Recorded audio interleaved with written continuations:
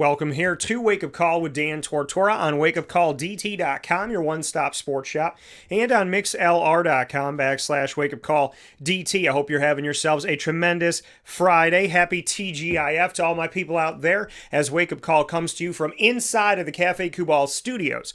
Cafe Kubal on 3501 James Street, 324 West Water Street, 208 North Townsend Street, which also has Kubal Co-works where you can rent out space for your business, hold your meetings, do your podcasting, record, edit, all that good stuff at Kubal Co-works right above the cafe on 208 North Townsend Street, aka the Holly Green Cafe. They're also located on 401 South Salina Street, all in Syracuse, and inside of Golisano's Children's Hospital in Syracuse, New York. Thanks to Golisano for all you do for our families and our kids. And you will also find Cafe Kubal at 343 Fayette Street in Manlius, New York, and of course at the corner of Route 11 and Taft Road with their newest location and their first ever drive-through. Loving it over there in Sweetheart Corners on the corner of Route 11 and Taft Road in North Syracuse, New York, so make sure you check them out there. You are here with us on Wake Up Call with Dan Tortora, hanging out on YouTube.com/WakeUpCallDT, Facebook.com/WakeUpCallDT, and on Facebook.com/LiveNowDT. You know what it's all about. We have our trio of topics every single TGIF to start off the broadcast. The Annoying Moment of the Week, proudly presented by Carvel DeWitt. And then we jump into at 9:30 a.m. Eastern Time. We have Lead, Learn, Evolve, Adlib, and Deliver with Juanita Ward, brought to you by Chick-fil-A Cicero and Chick-fil-A Clay.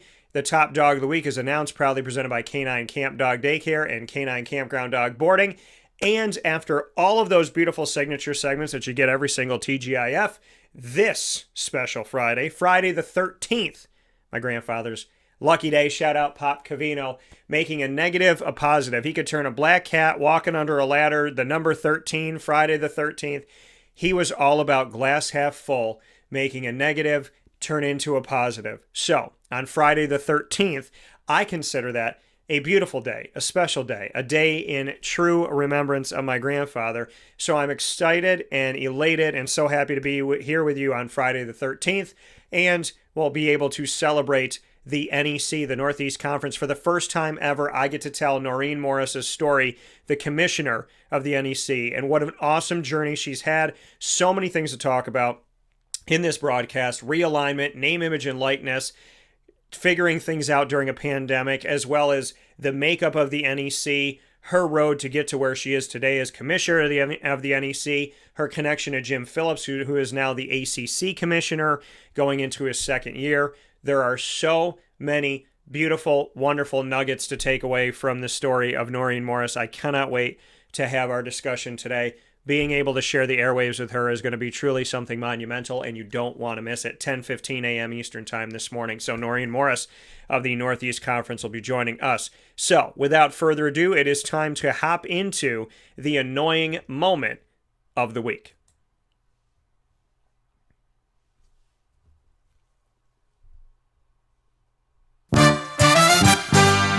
Tortora proudly brings you... Is that for real? Are you kidding me? The annoying moment of the week. I really, honestly, I don't know how to respond to this. Presented by Carvel DeWitt, 4322 East Genesee Street. It's what happy tastes like. Do you have to be that crazy? I guess so. The annoying moment of the week for this week, folks. You know it's the longest standing segment on Wake Up Call with Dan Tortora. You know that Carvel DeWitt and I have worked together more than any other partner I've ever had in business here in the central and upstate New York community. A big shout out to Jay Cartini and the staff over there. So this segment means a lot to me. And the annoying moment of the week gives me an opportunity to playfully, jokingly, get some things out, right? Get some of that negative energy, take it out, take it off my chest, get it out, put it out there, send it to God, and forget about it. The annoying moment of the week this week, folks. People who pretend to be something that they're not on the social medias, okay? The people that pretend, they put on the mink coat and they act like they got that monies, but you know that they don't even have $700. And you see people out there, they're like, oh, you look at my yacht. And it's like, man, that's not your yacht. You're just on the pier out in Rhode Island taking pictures in front of boats, right? People that want you to think that there's some giant, they're living this like more, larger than life MTV crib lifestyle where they might not even have a shack. And I'm not trying to knock it and say they got this, that. Just be who you are. Be real. Be honest. There's people that don't post pictures of their significant other for years. Like 2 years, and they're like, oh yeah, I have a boyfriend, I have a girlfriend, you never see them. I function on social media as if I'm single, but I have a boyfriend, or I have a girlfriend. I function on social media like I'm rich, but I'm not. I function on social media that I'm always at the club, but I actually have a part of my house where I put this red light up against the wall, and I put on a mink coat, and I'm just like, hi, but I'm just in my house by myself, literally in my pajamas, but you can't see it because I got the mink coat on and the way that I sit. And it's the social media, the fakeness, where you can literally become somebody else on social media. Why would I want to be anything other than Dan Tortora? If somebody's having an identity crisis on social media, hiding their girlfriend, hiding their boyfriend, hiding their significant other, hiding how, pretending that they make a ton of money, pretending that they live here, pretending that they have this job, pretending that they got it like that. Why? That truly shows me you're not happy with the life you have. So instead of spending all the time and energy to build a fake life on the internet, why don't you take that energy to build a real life in reality? If you took all the time for all the lighting and the buying this stuff and doing this and moving this and having this and borrowing this and going to this place and pretending to be, if you took all of that energy that you used to create this fake life on social media, if you used all that energy toward a real life here in the real world and not in La La Land, you could have that life, right? You could have that money. You could have that job. You could have that prestige. And the people that hide that they're dating somebody on social media, come on now. I've dated people that did that. They hid me. Nobody knew that they were, like, on social media, they were single. But with me, they weren't. And they're like, well, what do you care? Like, what does it matter? The people that love me, they know. And I'm like, yeah, but when you parade around like you're single, there's a reason for that, right? When I'm with somebody, I'm with somebody. And I'm with them on the internet. I'm with them off the internet because I don't want to leave any type of falsehood. I don't want to lead anybody on to think, okay, I'm this way, but actually I'm this way. And what is this with the angles, right? The angles. I saw a mom do that, mom in her 30s, teach her 16-year-old daughter. She's like, hey, when you're overweight or when you're, like when you're heavy set or something, just use an angle. You got to turn your head this way. It'll take 40 pounds off your face and your body. Like literally take a picture this way and it'll take you from 160 pounds to 100 pounds or 120 pounds. She literally said to her daughter like this. She goes, remember what I taught you? And her daughter goes, yeah, Mom, I know. It's all about the angles. And I'm like, she's 16 years old. It's all about the angles. I mean, literally, the people online are not real people with all the filters, right? You don't even have to wear makeup anymore. You don't even have to get Botox. You know what I mean? These people on social media. Why? We're going to see you in real life. Some of us are going to, unless you live in a dungeon, somebody's going to see you go to Walmart or Target or Wegmans or wherever. We're going to see you at the gas station. Right? We will see you for who you are. And why fake it? That just really shows me that somebody doesn't love themselves and they don't love their life. They don't love what they have. You know what I mean? And if you don't love what you have, that's so sad. But don't create a fake. And why are people creating fake accounts? You know, if like David Duchovny from X-Files doesn't have a Twitter, somebody makes a David Duchovny Twitter and they pretend it's David Duchovny and then people follow it and they write fan letters to them and then like they're responding to them as David Duchovny. Like, how sad is your life that you have to pretend to be somebody else and then not only pretend to be somebody else, but to actually talk to other people as if you're that person and play that role for that person? Why would you do that? You know, to me, that's just insane. It's totally insane. So to me, I don't get it. I don't get it. It doesn't make any sense to me. except for the fact that you don't like your life. You don't appreciate your life. And that's scary to me. Because if you're pretending to be somebody else and you're really diving into that, right? You're pretending to be an actor, you're pretending to be an actress, you're pretending to be an athlete, you're pretending to be, I don't know, somebody you go to school with. That's scary. You put on somebody else's face on the internet, that's scary. It's showing me you don't love who you are. Somebody's crying out for help in that situation. You know, and seek help, go to therapy, talk things through. Talk things through. You know, because life is not worth it. And I mean, it's literally not worth going. I mean, why would you waste? Your life is going to be over before you know it. And you lived it being somebody else. Why? You know what I mean? Whether you're pretending to literally be someone else or you're trying to be a different version of yourself. Just if you spent the energy working on you, how much better would you would be that person. You would be that person. Love who you are. Be putting on these filters and these angles and the changes and the this and trying to make it look like you got abs and you got muscle. And come on, guys. Social media was supposed to bring us together, not create a fake world. That's not what I'm on Facebook, Twitter, Instagram, YouTube, and all this stuff for. I'm on here to reach out and spread a positive message. I'm trying to tell you to be you, love you. God made you a certain way. God didn't make you to, Botox it up. You know what I mean? I'm so scared, but I can't express it. You know, when Robin Williams talked about that, that's not how God made you. God didn't, you're not lifting your eyebrows and turning this and twisting this and morphing this and moving that. Be who you are. Love that.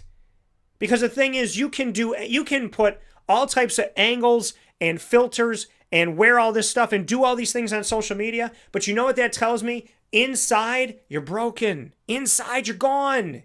Inside, you don't know who you are. And there's no amount of filters and there's no amount of angles and there's no amount of stuff on social media. There's no amount of pictures and videos and followers that can make you feel better about yourself if you don't love you.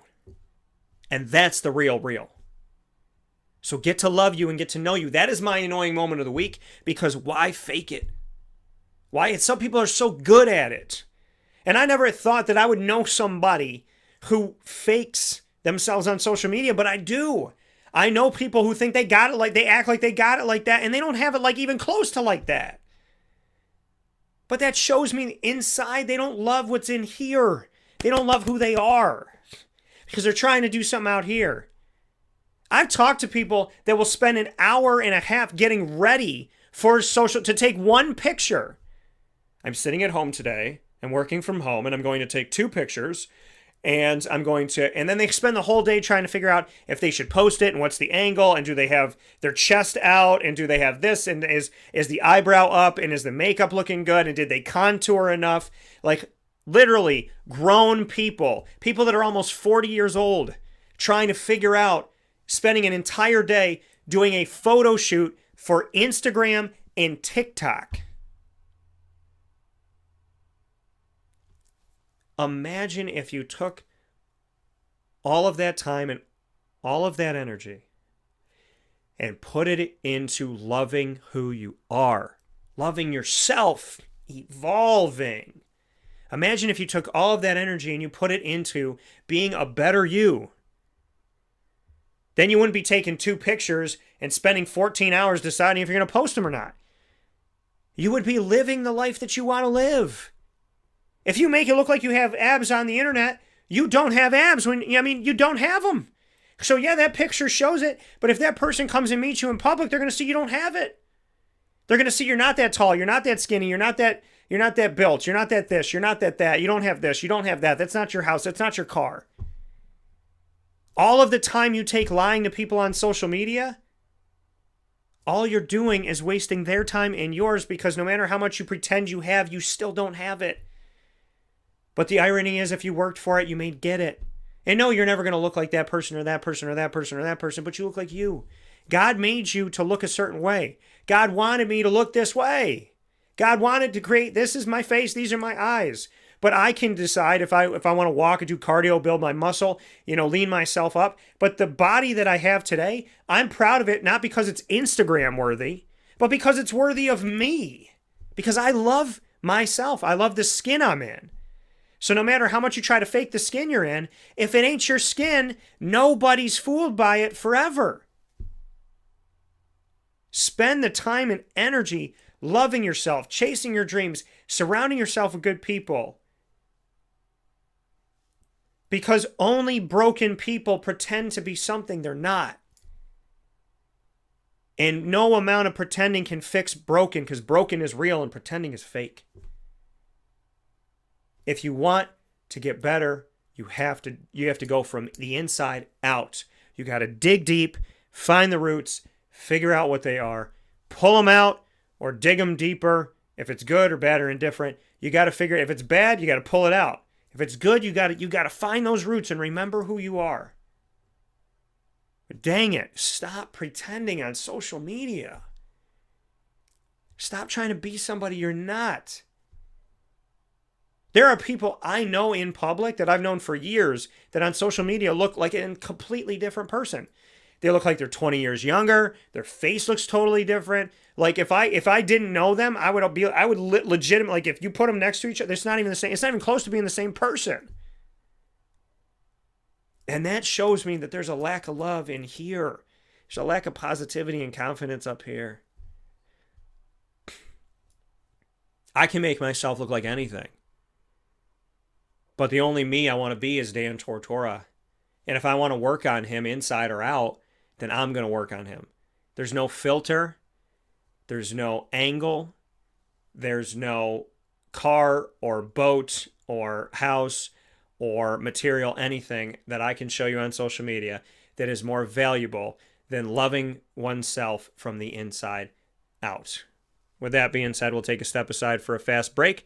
We'll be back right after this with Lead. This has been the Annoying Moment of the Week, proudly presented by Carvel DeWitt, 4322 East Genesee Street in DeWitt, New York. See them all around the community at the great events they do, as well as on 4322 East Genesee Street in DeWitt, New York, open all throughout the year, and you can get to them today. And by going to Carvel DeWitt, you can get the signature exclusive Orange Dream Sundae and Shake. I created something that can be utilized in a sundae or a shake form. You can go and get that today, the Orange Dream. My spin on the creamsicle. Orange, obviously, for our community because we love our orange.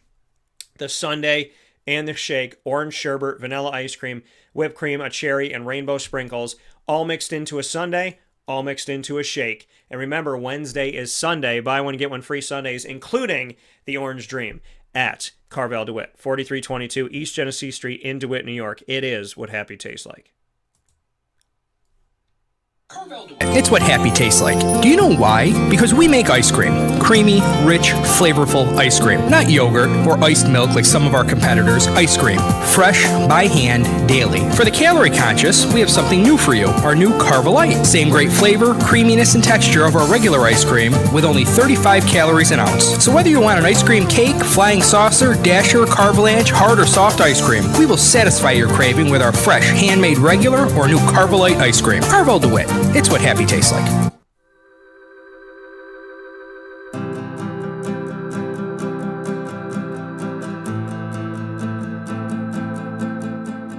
Cafe Cabal offers same-day local delivery of our products, offering no delivery charge for Onondaga County. Shop cafecabal.com for fresh roasted coffee beans, cold brew, travel mugs, and all your essential Cafe Cabal needs. Cafe Cabal, coffee for the soul.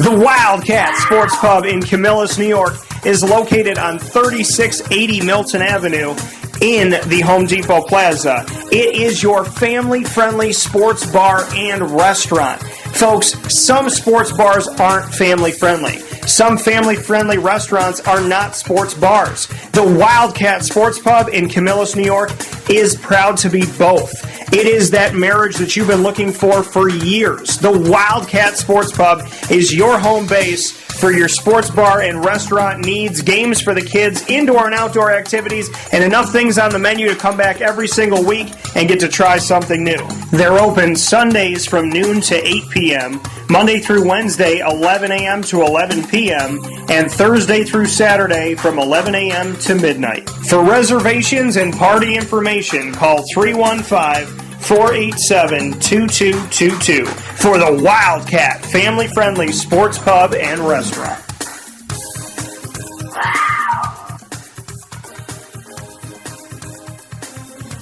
Welcome back here to Wake Up Call with Dan Tortora on WakeUpCallDT.com, your one-stop sports shop, and on MixLR.com/WakeUpCallDT, as well as on Facebook Live /WakeUpCallDT, or Facebook.com /WakeUpCallDT, Facebook.com /LiveNowDT, and on YouTube.com /WakeUpCallDT. All inside of the Cafe Kubal studios. It is now time for Lead every Friday at 9:30 a.m. Eastern Time. Learn, evolve, ad-lib, and deliver is what it stands for. Proudly presented by Chick-fil-A Cicero and Chick-fil-A Clay. And I'm always here with my sister and co-host, Miss Juanita Ward.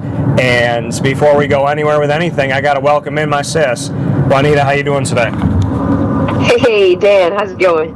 I'm doing very well. So how's everything with you? How's the week been? How's life going? I just kind of want to check in, bro to sis. How's God treating you this week? Oh my gosh, it's always a wonderful time to be able to say that you're still standing. Just so overwhelmed and so joyful of what God is doing in this now season, and so I'm incredibly grateful. I always wake up and I always say the same thing. This is the day that the Lord has made. I will rejoice and be glad in it. For the joy of the Lord is my strength. And that's where I live. Yeah, and like we always say, God is good. And, appreciating the blessings that you have, focusing on what you have, not what you don't or you think you don't. And I think that's, for me, it's been a journey. It's been a journey of realizing where I could appreciate things more, and where when God tells you, it's really funny. God's been sending me messages the last couple weeks, and they've been repeating like crazy. And one of them was my mom saying to me, "You dodged a bullet," and then like 4 other people saying to me, "Wow, you dodged a bullet." And I said, I must be in the Matrix, because I've been dodging bullets all over the place. But hearing people say that repeatedly. And then having something come across as we got started to talk today, and seeing a message that came across me today, and it's something that I've been saying over and over and over again, and then it happened where somebody had actually written it, and I decided to share it. It said, "You'll keep meeting the same person in different bodies until you learn the lesson." I think that's pretty deep. And it's very much something that I've been saying in a lesson that I've been learning. You'll continue to meet the same person in different bodies until you learn the lesson. What do you think about that, Juanita? Well, that's a very interesting quote. The reality is this: we don't like to keep repeating the same cycle. And the thing is, I would rather learn the lesson while I'm in it than to have to keep repeating the same thing over. And so we have to take time out to realize what it is that we're being taught in that season and in that time. Yeah, and learning that because you don't want to have to keep going through a broken record, so to speak. You learn the lesson when the lesson is taught you. And I've said it before, God will continue. I tell it to people all the time, say it to myself. If you refuse to take the test, God will continue to give it to you until you take it. If you take it and you don't pass it, He'll give it to you. And sometimes when you take it and you pass it, He might give it to you again just to make sure that you're still there. And I read something else kind of going off of that, Juanita, where it said, don't be surprised if when you ask God to help you grow, it starts raining. I thought that was great too. Yeah.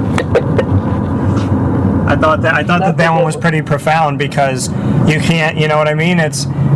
you can't grow without rain, but when we ask God to help us grow and it starts storming in our lives, we complain. But I've said it before, you know, growing pains, your body can't grow without pain. You can't grow as a plant without water. So I found that pretty deep and pretty amazing too, that we always complain when we say, God, help us to grow, because we wonder why there's so much strife and so much pain and so much rain, but you need the rain to keep the grass green, right? So, I mean, with all due respect, we can't really grow without the rain. Well, that's true. It's amazing how you said that you can't grow without the pain and without the rain. Those things are all testimonies to bringing someone else into fruition of their journey, of their future, of their reality, of where they are right now. It's, what we do is, you can't have a testimony without a test. That I love so much, that's so true, is that even going through the test, you can endure, you can sustain. You're going to be so much better on the other side when you come out of it, because now you're much sharper, you're much wiser, you have way more knowledge. And the beauty of it is, what to do is to go and make other disciples of all men, because we have something inside of us that can help someone become better. You know, we have experiences, we have knowledge, we have things that we've encountered in life, and by helping somebody else go through their problems, may not be the same thing exact, but there's some similarities. And because I've been through a season, or I've been through a rainy, pouring down storm season, now if I have another friend that's going through that same thing, I can help coach them out of that into, you know, what it looks like on the other side. Yeah, you know, and it's a beautiful thing to learn as we grow. And our topic today inside of Lead, Learn, Evolve, Ad-Lib, and Deliver, brought you Chick-fil-A Cicero and Chick-fil-A Clay, is family is a four-letter word, LOVE. You know, those people that are supposed to help you grow, help you blossom. Juanita, what can you say about that statement in and of itself? Family is a four-letter word, love. What does that make you think of? The ultimate gift of just knowing that someone has your back 100,000%. And when you think of the word loyalty, you think of people that's a part of your circle, that's in your connection. And it's just an awesome feeling to know that you have somebody that you can confide in, to know that you have somebody that, you know, if you need to cry, you can lean on their shoulders, to know that you have somebody that's pushing you, that's motivating you, that's encouraging you, that believes in your vision, that believes in your dreams, that sees where you're going on this journey, and they're not afraid to jump on board and say, hey, you're on fire, I'm going to jump on fire with you. They're not afraid to say, hey, I want to push you, whether it's telling you something that can make you better, or it's telling you something that can make you, you know, venture out into different things. You just got to have people that truly loves you and who you are. I often say this, you know, plenty of times. We don't need yes people. We don't need people that are just always yes, yes, yes. But you need people that can see the vision, that can see the dream, that can understand where you're going, to be able to help you get to where you need to go. Everybody has something that they can bring to the table. Not one person has everything. And that's the beauty of surrounding yourself with people that absolutely love you. Not necessarily does family have to be someone in your bloodline. It could be friends. It could be someone that God sent into your life to connect you for that divine purpose and that divine reason. But the reality is, when you do find them, hang on to them. Because that's true, genuine love, when you have somebody that's in your corner, that's pushing you, that's motivating you, that's encouraging you, that's uplifting you. And that's really saying, hey, I know you can do it. Even when you don't feel like you can, get up again and keep going. When you don't feel like you can push any further, get up again and keep walking. When you don't feel like you can walk, well, crawl. If you don't feel like you can crawl, make sure you get there somehow, some way. They'll come and pick you up and bring you to where you need to be. But don't stay down. And that's the beauty of having true friends that truly loves you, that truly believes in your vision. Yeah, you know, and Juanita, I mean, you kind of brought it up, is, you know, family doesn't have to be blood. For some people that are listening and watching today, they might have somebody in their family that doesn't show them love. Someone that's in their blood that they have felt forced to be around, or they're in the same household with, or they've been guilted into being around these people, kind of pushed to be with them because it's their family. What would you say to what would you say to people in a situation like that where maybe someone in their family isn't the healthiest, but, there's people that always use that excuse, well, blood's thicker than water, family's thicker than anything. And some people use that in a negative way by saying, you have to be around me, you don't have a choice. What would you say to people that are in a situation like that? You have to be able to control your environment. Nobody can tell you what you need but you. And you have to be able to know who you are and what you're looking for. All advice is not good advice.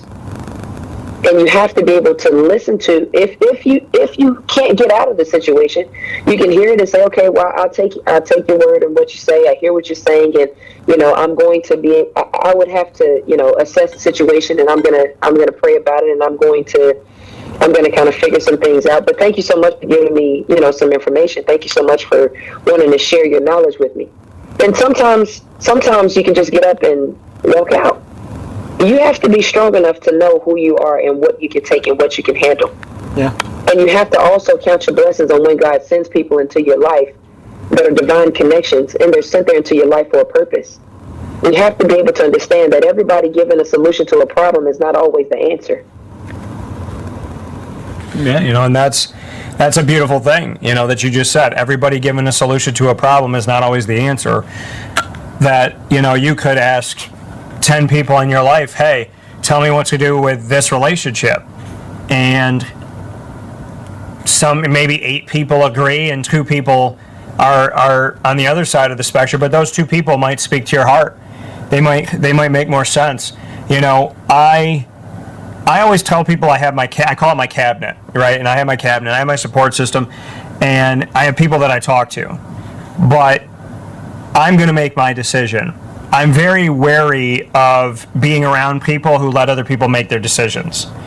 And sometimes people that I've been around, they have 10 people telling them to go in one direction, and they have one person to tell them to go in the other direction, but they follow that one person and not the 10 people because they wanted that answer. They wanted somebody to tell them that. They were seeking anybody to tell them that going this way is okay. And I think for me, like you said, not having yes people, I'm not looking for someone to agree with me. I'm looking for somebody to love me. And when you love me, sometimes you will agree with me, sometimes you won't, but that's not love. Love is not agreement. Love is helping, right? They always talk about the friend or the family member or the girlfriend, the boyfriend that'll tell you if there's broccoli in your teeth. You want to date somebody, you want to be friends with somebody, you want to have family that'll tell you, I love you, Juanita, but there's broccoli right in between your 2 front teeth. You want somebody to do that. Somebody that if you got something on your nose, they kind of tell you, got something on your goatee, got something in your hair, and it might sound stupid, but I've had this conversation before, like, I want to be friends with and have family and marry the person that tells me I have broccoli in my teeth.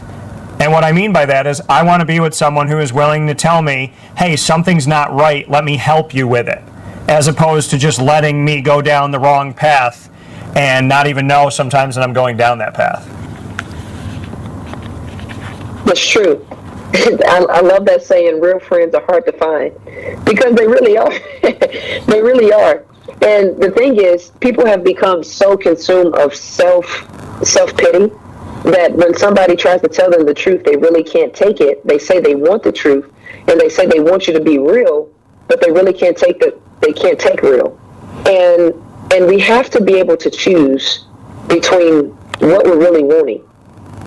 And on top of that, it goes both ways. The friend has to be able to know what they can take and what they can't take. And it's a part of the whole word again. It goes back to have real friends around you, have real people around you, have real family around you that absolutely loves and sees your vision and sees where you're going. You don't need other messy people in your life that's going to be a gossiper. You don't need other people in your life that's going to continue to keep turmoil in your life. You need people in your life that's going to help the seed that's inside of you grow. Because the seed that's inside of you has to be watered. And God has a gift inside of everybody. Someone can come along that's a divine connector and plant another seed and water the seed that's inside of you at the same time. You have to be able to have good discernment to know who is who and what is what. And you can't just be so willy-nilly and saying, oh yeah, you're going to be my friend, or you can be my friend just because they so good or they talk a sweet talk. You have to be able to figure out between yourself what's right for you and what's not. And in the same token, see if it fits where you're going in your vision, where you're going in your dreams. What's your aspirations in life, and see if you guys qualify for the same things. Well, yeah, and speaking here in Lead, Learn, Evolve, Ad-Lib, and Deliver with my co-host Juanita Ward, of course, Dan Tortora here with you inside of the Cafe Kubal studios on Wake Up Call. And this segment of Lead brought to you weekly every Friday at 9:30 a.m. Eastern Time by Chick-fil-A Cicero and Chick-fil-A Clay. Chick-fil-A Cicero you'll find on 7916 Brewerton Road, and Chick-fil-A Clay you'll find on Route 31. So, Juanita, you just brought up a lot of things that are top of mind for me. And one of them is you are the company you keep. And, I've told people this before. If you hang out with a bunch of doctors and they're wearing scrubs and they're around you all the time wearing scrubs, and you start wearing scrubs, what do you think people are going to think you are? A doctor. And so, that it's good, bad, or indifferent, you are the company you keep. If you're around people that have a lot of negative stuff going on, people associate you with that. And you may not be doing it, but you associate with those people, so that's what it looks like. And so there's positive sides to that, there's negative sides to that. We are the company we keep. If we hang around depressing and negative people, that gets on you like soot.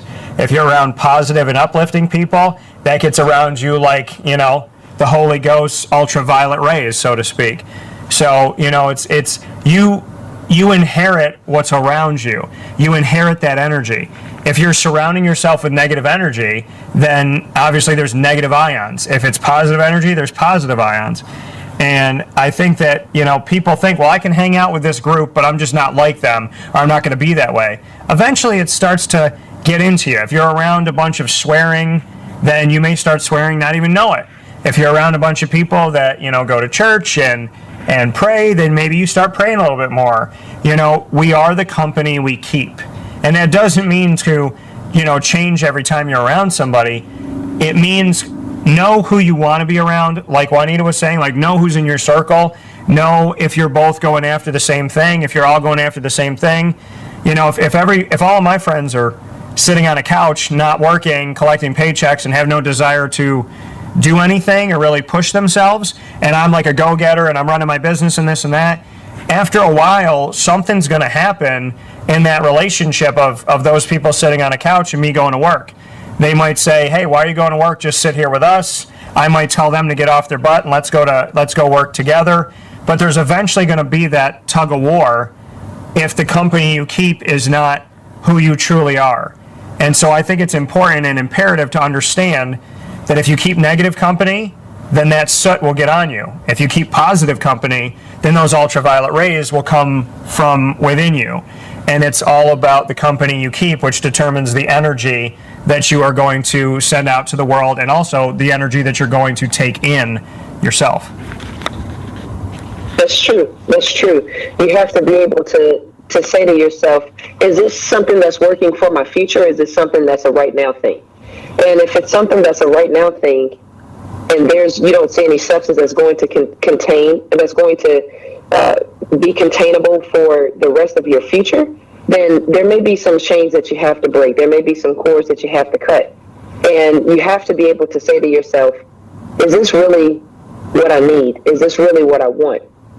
Because in order for life to go as it's supposed to go, you have to be able to surround yourself with people that speak the same language, that understand the same language, that understands the ideas, that understands the purpose, that understands the goal. And if you don't, then you have to be able to let some people go. Some people are only in your life for a season. Some people are only in your life for a reason. You have to be able to figure out what's the reason and what season are they in. And when it's their season up, be okay with letting them go. Because some of them was never to stay there for a long time anyway. That wasn't their purpose. And so when they do come into their life to serve the purpose, know that that some people may have secret motives as to why they're in your life. But you got to be able to be strong and stand up and know who you are and know what you're looking for and what your aim is in life. And that's why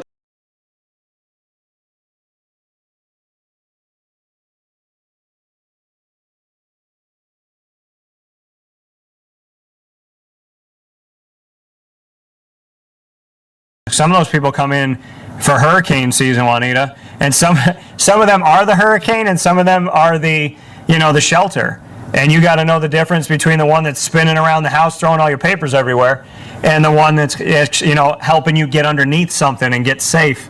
And and I think really what we're talking about here, family is a 4-letter word. Love. Family doesn't have to be blood. You are the company you keep. Know the people that you have. Really, in order to do all this successfully, you have to know who you are. If you don't know who you are, it's the identity crisis. If you don't know who Juanita Ward is, if I don't know who Dan Tortora is, then we're bound to be changed by the people that are around us. We're bound to be consistently kind of mutating. And if you don't know who you are, they say if you don't stand for something, you can fall for anything. If you don't know you, then the world can manipulate you and can change you. It doesn't mean you don't change for the better. It doesn't mean that people don't come in your life and make you better. I'm not saying that. But I'm saying that really everything we're talking about today that you can be successful with, you can't be successful if you don't know who you are. None of this stuff works with who you surround yourself with and why you surround yourself with them and what you're going for and what you stand for and what matters to you. If you don't know you, then the chances of you being around the wrong people, leading you down the wrong path, being surrounded by fake love, stuff that's not unconditional, that has a lot of conditions, that can run rampant through your life. And then hurricane season really never goes away, because if you don't know who you are, how can anybody else know who you are? That's true. That's true. And that goes back to a conversation that we had once before. Knowing yourself is so important. Knowing who you are is so important. Taking care of self is so important. Building self up is so important. Believing in self is so important. Speaking positive to self is so important. Because if we allow someone else to tell us who we are and what we're supposed to be, the contamination takes place even more. The manifestation of somebody else's words start to blossom and grow. And now we're becoming someone that we don't know who we are. And so confusion takes place. So it's important to take care of self. It's important to surround yourself with people that loves you unconditionally. That's not just going to tell you what they want to tell you and just what you want to hear. It's so important to surround yourself with people that's going to tell you the truth, that's going to believe in your vision, that's going to believe in your dream, that if you're on fire, they're going to jump on fire with you, that if you're out there in the boat and you're paddling with the boat, they're going to be out there in the boat paddling with you. You need people that's going to be in your corner to help you go up, because in all understanding, if you grow, they grow. Yeah, and that's the thing to realize, like you said, the people that will be there with you. That, if you're on fire, they'll jump into the fire to save you, to protect you, even if it means they get burned. I'm not concerned with people that are running out of the building. I'm concerned about being around people that run into the building to try and save other people. Anybody can run away from the fire, but the people that hear that baby screaming on the second floor, that are willing to put their life on the line to save that baby, that's a total stranger to them. That's what I want. I'm the person that will jump into the ocean to try and save you from drowning. I'm the person that will run into the burning building. I'm the person that'll sit with you at 3 o'clock in the morning when you're crying and you don't know what to do next. I'm the person that if somebody is thinking about taking their life, I'll stand with them on that ledge and say, hey, let's pray together, let's talk together, let's sing a song, let's sit together. So if you're asking for anything less than that in your life, then you're not asking for enough. You should have somebody to run into the fire to come and save you, somebody that would jump into the water if you were drowning, that would stand on that ledge if you were contemplating something. You should have somebody that is there for you and with you. And going off of that, Juanita, when we talk about family being a 4-letter word, LOVE, whether it's blood or not blood, whether it's, a spouse, a girlfriend, a boyfriend, a husband, a wife, a friend, an actual blood relative, a teacher, a mentor, a teammate. How someone treats us, we dictate how somebody, we kind of tell people how to treat us. And what I mean by that is you can't dictate what somebody says or does, but you dictate your response, right? They say you can't control people, but you can control your response. And you train people and you teach people how they're allowed to treat you.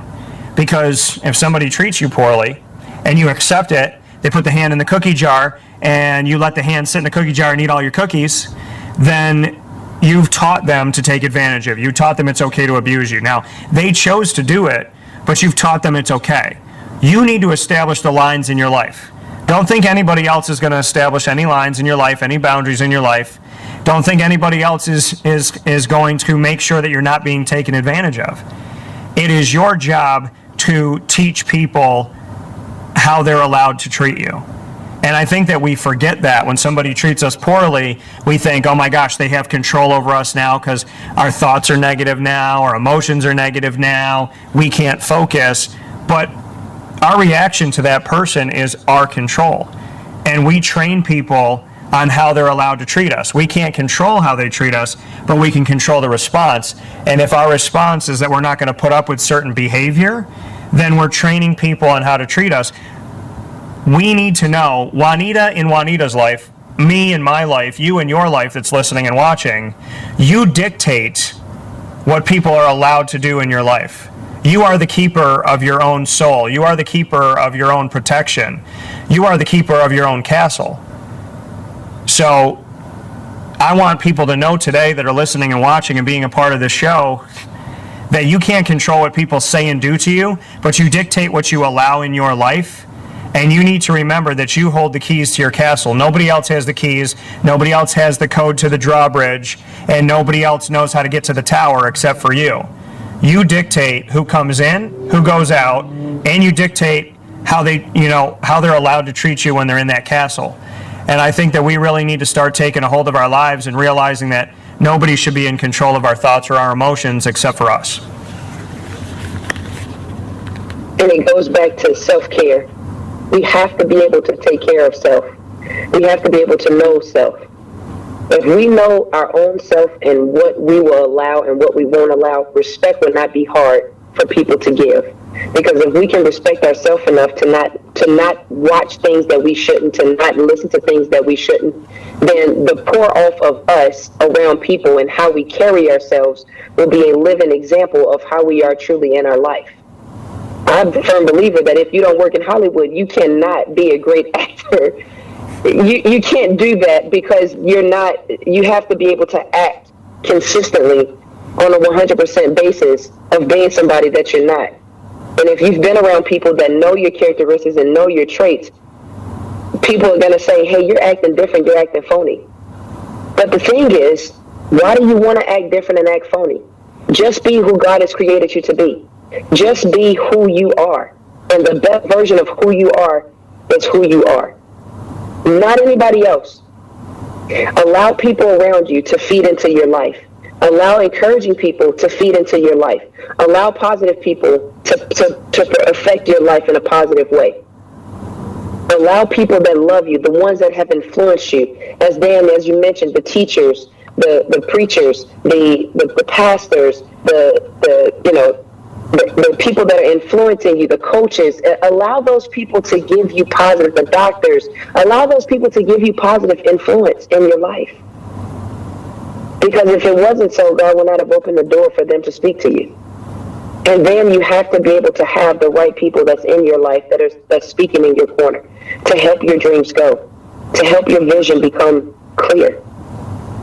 It's all important about the people that you allow to influence your thinking and the people that you hear speaking the words. Words are very powerful. They give off seeds. They can plant something good or bad. And you can control that. But in order for you to be able to control it, you have to be able to respect yourself. And you have to be able to demand respect. You control who talks and what they say around you. You can't really control what they're saying, but you can stop what's coming your direction because you can say, hey, listen, I'm not about that life. I don't want to hear that. Don't talk like that around me. That's not what I want to hear. You got to be able to speak those things that you want.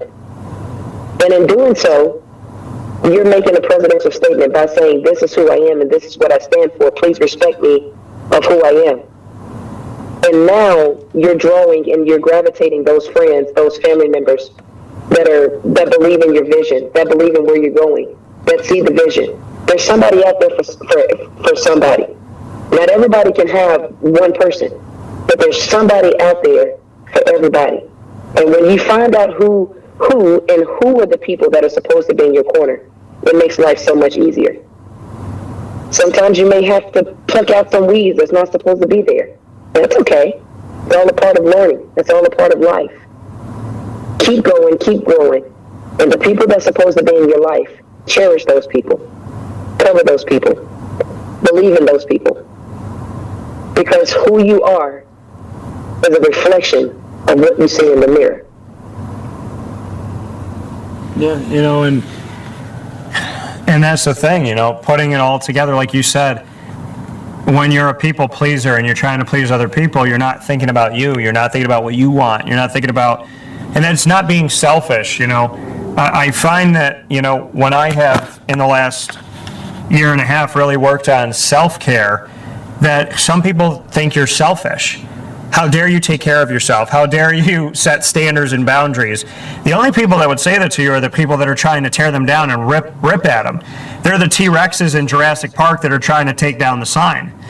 And you have to weed those people out, like you said. You have to be able to trim the tree and to, pull the weeds from your garden. I did that this week. I pulled a bunch of weeds and I pulled them all out, and guess what? New ones grew in. I had to pull those too. So, it's an everyday process to keep the weeds out of your life. It's an everyday process for self-care.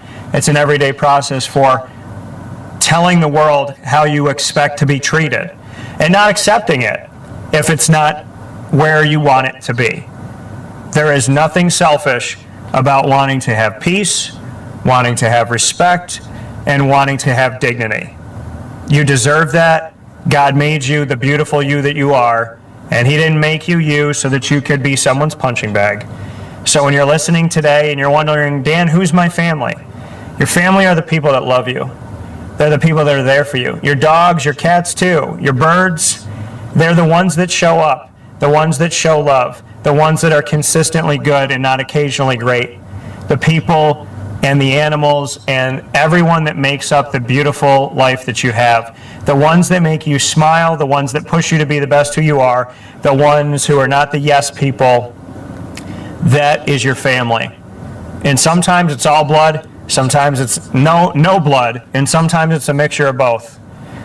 But whatever it is, understand that family only knows one word, L-O-V-E, and they only lead with that word and that example. So if they don't lead with love, it's not family. And if it's not family, it's not worth being around. You control the people that you keep around in your circle. Make sure that you keep your circle tight, you keep your circle positive, and that your circle knows exactly how you want to be treated and what you're going after. Because your identity depends on it. And so does your peace. Juanita, thank you as always. Thanks a lot, Dan. Take care. Take care. That coming once again here from Miss Juanita Ward and myself, Dan Tortora, inside of Lead, Learn, Evolve, Adlib, and Deliver. Delivered by Chick-fil-A Cicero and Chick-fil-A Clay, which will deliver to you, which is very important for you to know. So make sure you get out there today. Chick-fil-A Cicero, 7916 Brewerton Road in Cicero, New York, and Chick-fil-A Clay on 3974 New York 31, Route 31 in Liverpool, New York. With that being said, we'll take a step aside for a fast break inside of the Cafe Kubal studios, and we'll be back with the announcement of our top dog of the week, proudly presented by Canine Camp Dog Daycare and Canine Campground Dog Boarding, right after this.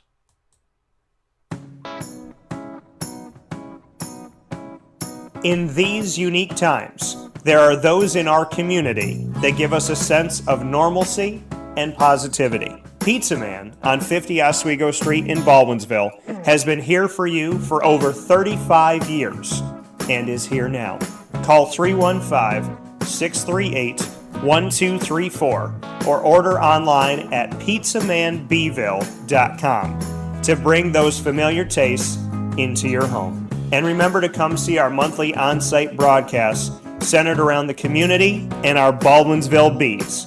Pizza Man in Baldwinsville. Any way you slice it, they are always here for you.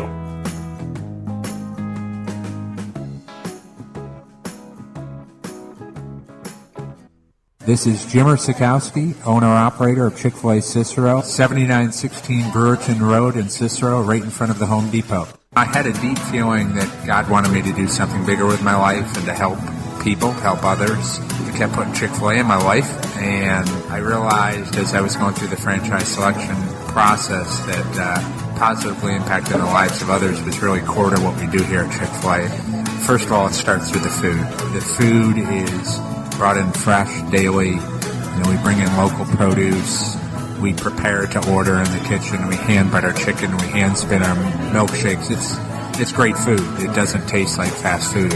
I think the second thing is the way people feel when they come in a Chick-fil-A restaurant. It's different. We try to treat people with intentional kindness here, which is very different and deeper than good customer service. And so I think it feels remarkable for most people to come in a Chick-fil-A restaurant.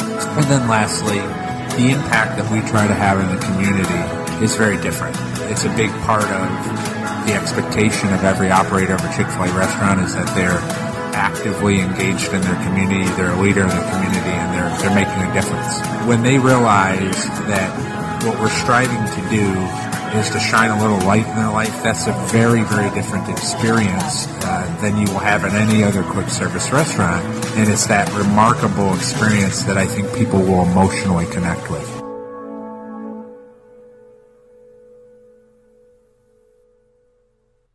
I'm George Townsend of Honda City with some good advice when buying a new car. The true cost of owning a new car is determined by the appraised value when you trade it. No vehicle appraises higher than a Honda. Next, look for low APRs and deep discounts. You also want low maintenance costs and great fuel economy. That's why my advice to you is to buy a new Honda. Looking pre-owned, visit our Honda Certified Used Car Center. Honda City, 7140 Henry Clay Boulevard, Liverpool, or HondaCity-CNY.com. It would be a pity if you don't shop at Honda City.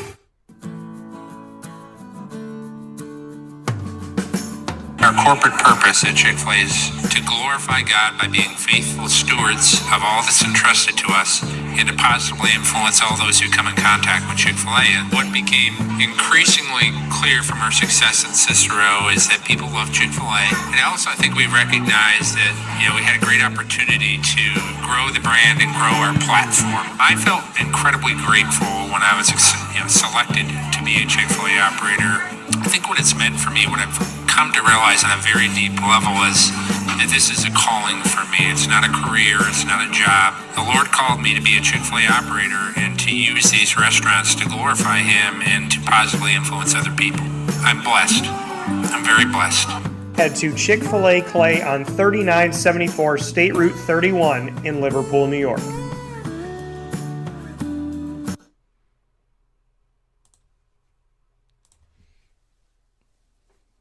Welcome back here inside of the Cafe Kubal Studios. Cafe Kubal on 3501 James Street, 324 West Water Street, 208 North Townsend Street, as well as 401 South Salina Street, all in Syracuse, inside of Galisanos Children's Hospital in downtown Syracuse, and on 343 Fayette Street in Manlius, where all the roads converge, leading you into Manlius at that giant brown striped building that looks like coffee actually being poured.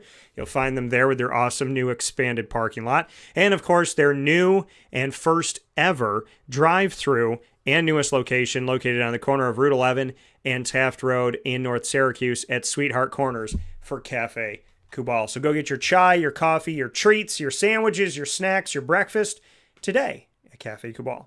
Inside of MonPazPopcorn.com's What's Poppin'. Make sure you go to MonPazPopcorn.com and use the promo code DT20. That's DT20 for 20% off anywhere in the country. They will ship to you. You can also do it for in-store pickup. So if you're in the community of Central New York and you're close to Liverpool, or you're in any one of the 50 states, go to MaandPazPopcorn.com. Use the promo code at checkout, DT20, DT20, and you get 20% off at MaandPazPopcorn.com. With that being said, it's time to announce our top dog of the week. My top dog of the week goes to the wonderful, amazing, incredible, always getting after it, working, trying to do what they can, and not thanked enough staffs of the airline industry. I want to thank every one of you that works hard, works tirelessly, gets up at 3 a.m., goes to bed past midnight, deals with late arrivals, late departures, deals with planes that are landing in different places than where they're supposed to be, all the diversions that are out there.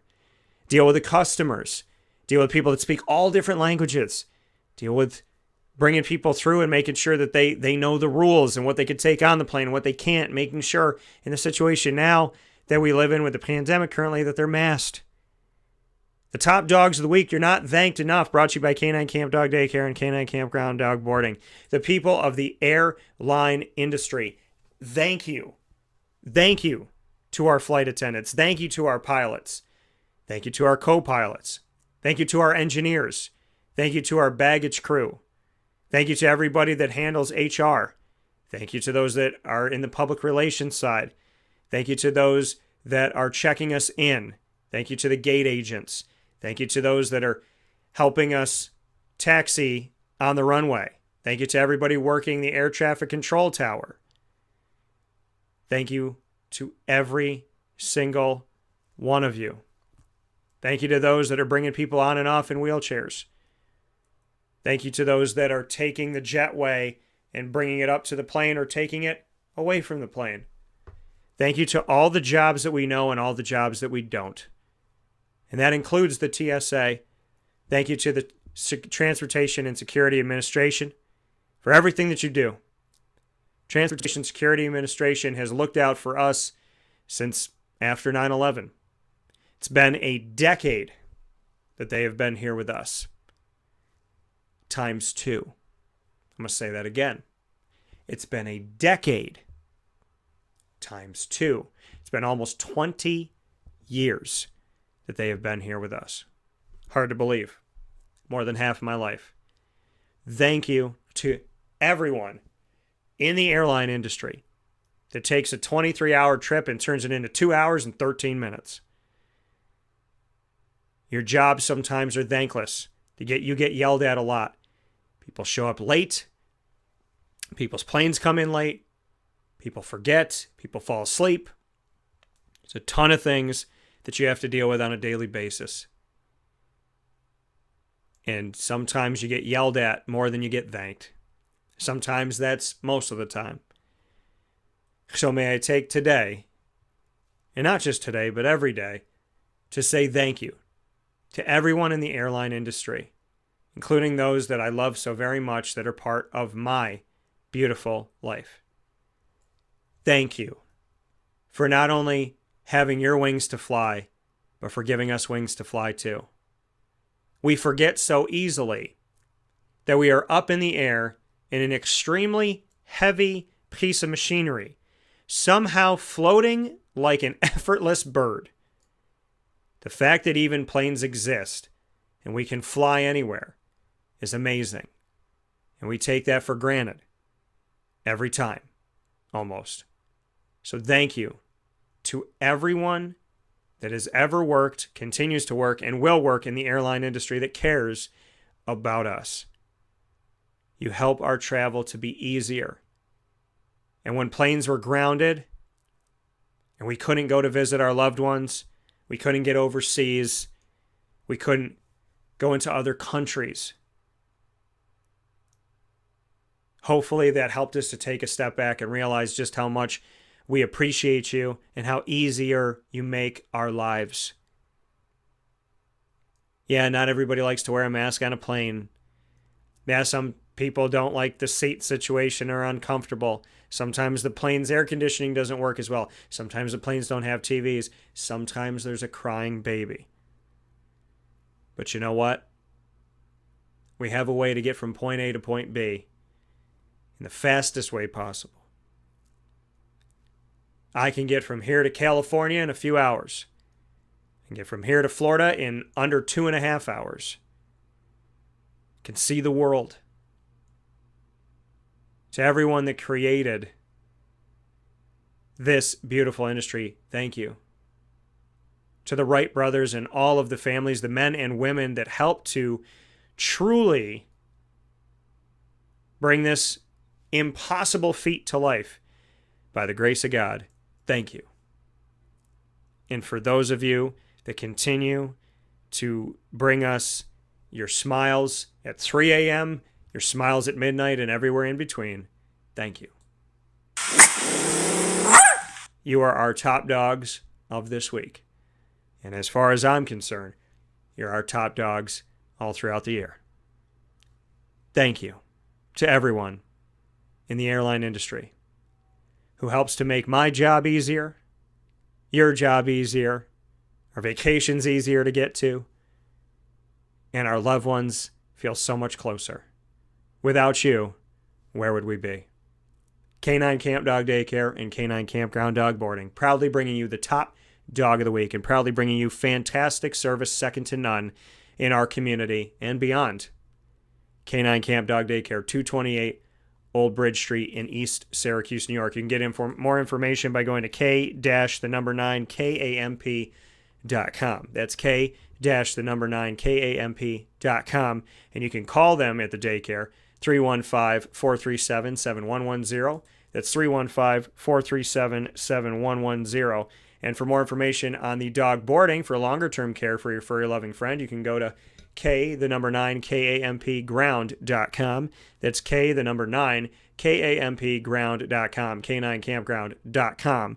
And you can call 315-299-4013. We'll take a step aside for a fast break, and we'll be back right after this with our very special, first time ever, conversation with the Commissioner of the Northeast Conference, NEC Commissioner Noreen Morris, joins us as we continue the Commissioner Connection, speaking with our leaders of collegiate athletics all throughout the country.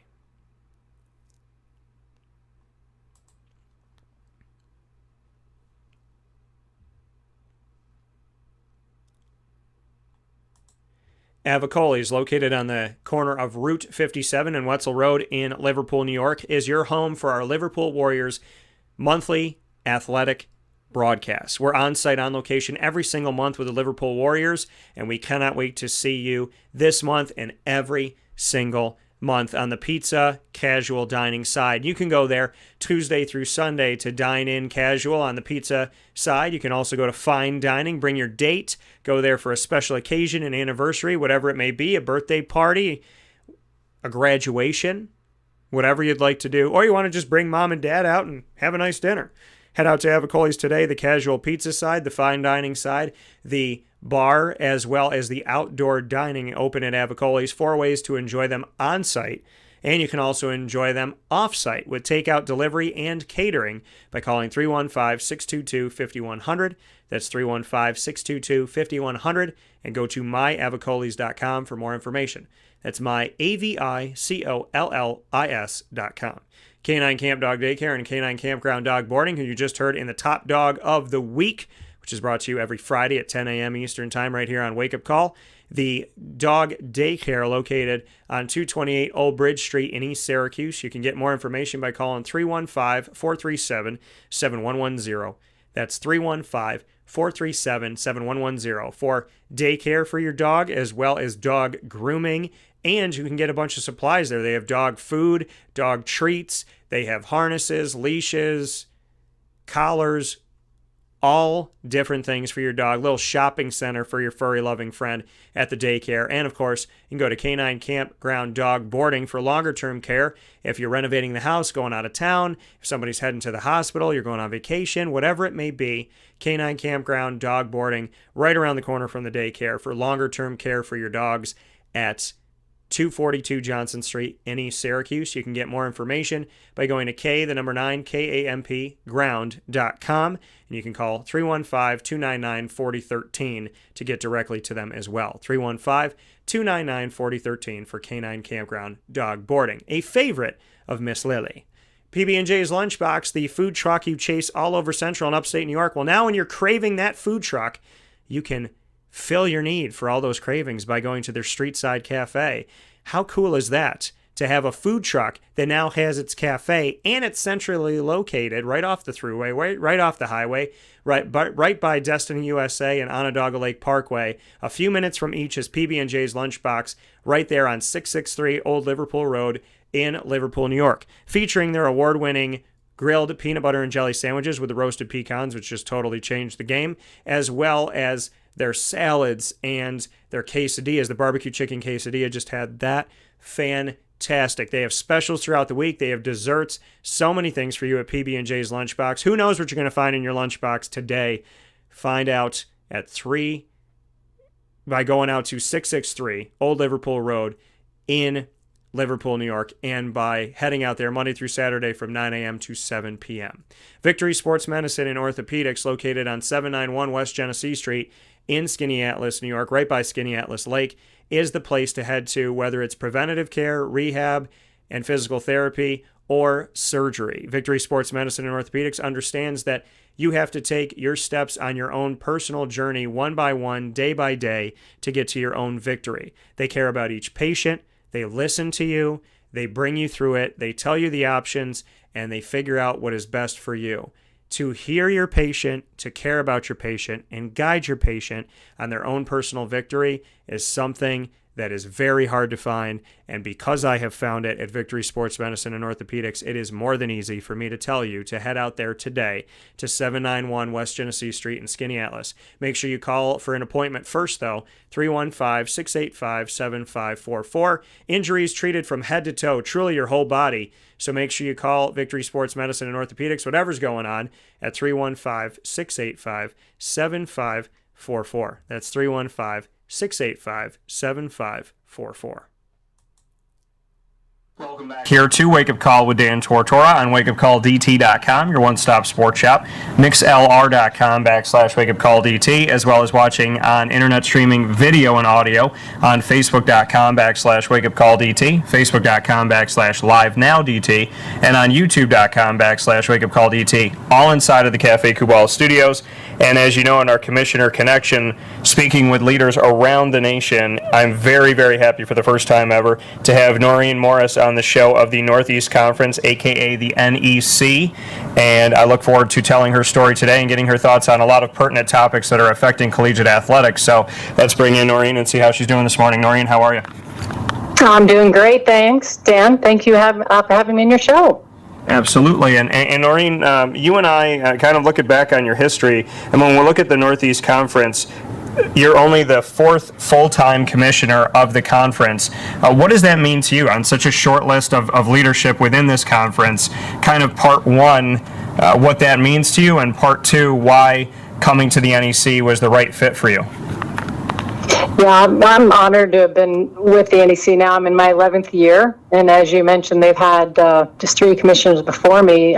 Actually, the woman who held the job right before me, I worked for at Conference USA for a number of years and got to know her, and I know how much she enjoyed working with this league. She unfortunately passed away, and I was honored to follow in her footsteps. But this is a great league. The people that work in our league, the athletic directors, presidents, senior women administrators, everyone from top down is tremendous, and I've enjoyed every minute of it, even through COVID, as much as that's possible. So the fact that they've kept their trust and faith in me over the last 11 years. It's just been a tremendous ride so far, and really, really enjoy, and mostly because of the people and the mission, right? That we are Division I athletics, that we're smaller institutions. Our student athletes generally are not going pro. Might be overseas. They might be doing some semi-pro, but it really is about the development of the student athlete and the ability to provide them with lifelong memories from athletics as part of their educational experience. So it's a perfect fit for me, given my background and my history.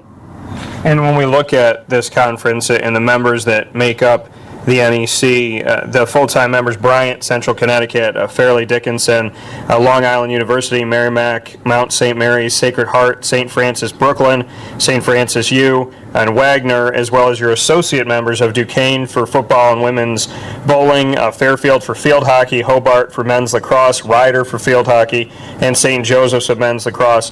When I name off these members and associate members, and you put that all together into one pot, how would you define the group of schools that you have?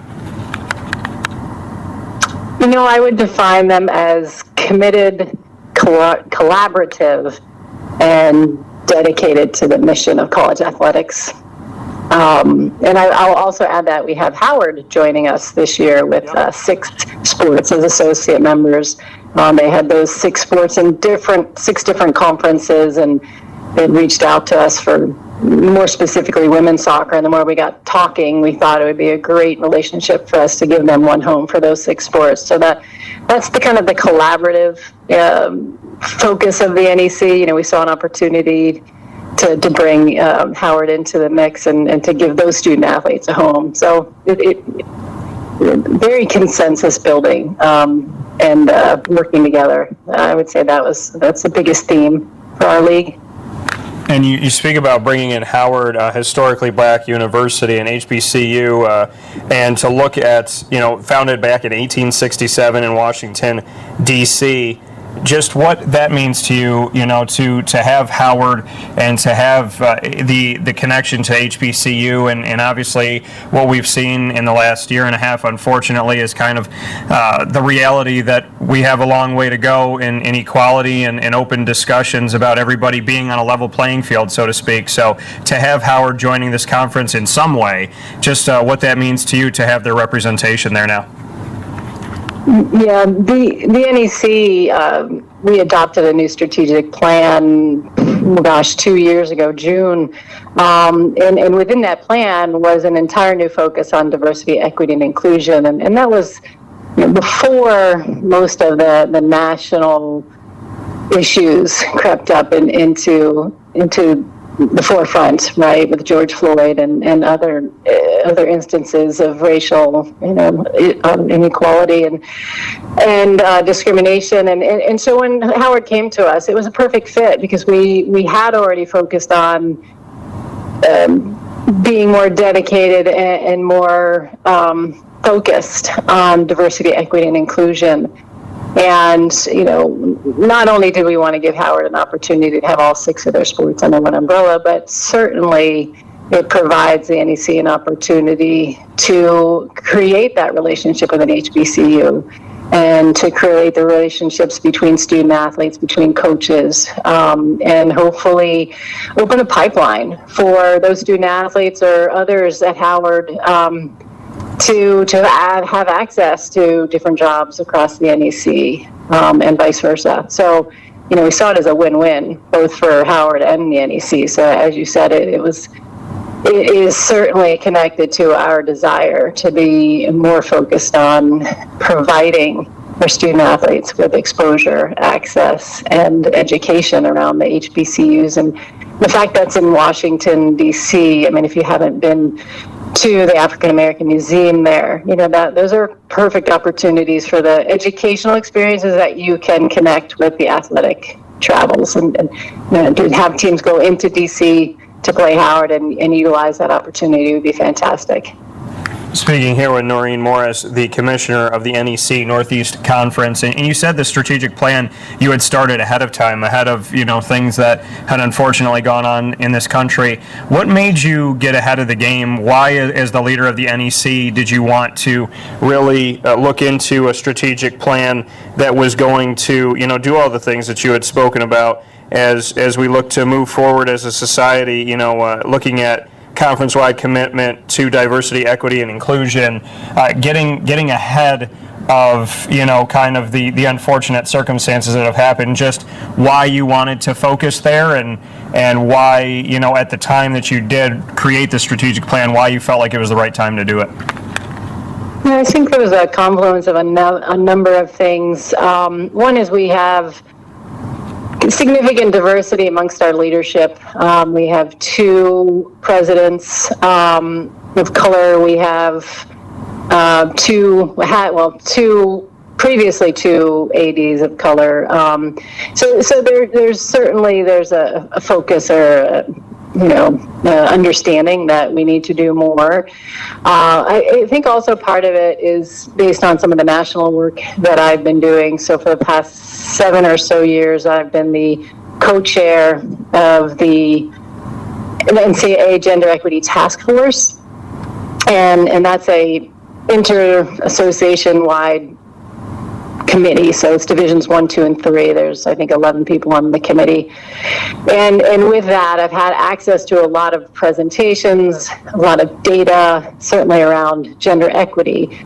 But then we do some work with the MOIC, which is the Minority Opportunities Interest Committee at the NCAA, as well as CWA, the Committee on Women's Athletics. And as you hear more and more of the data, it's so clear that we needed to be better. And so our first focus was on gender equity, and I worked with 4 or 5 of the other conferences in our region and said, hey, let's create some educational opportunities for the younger coaches, our women coaches, for professional development, because not all of them have budgets at their institutions to allow assistant coaches or the younger head coaches to go to some of the national conventions. And so we created an educational forum within our region. So it was the Patriot, in the first year, Patriot, MAC, America East, and the NEC.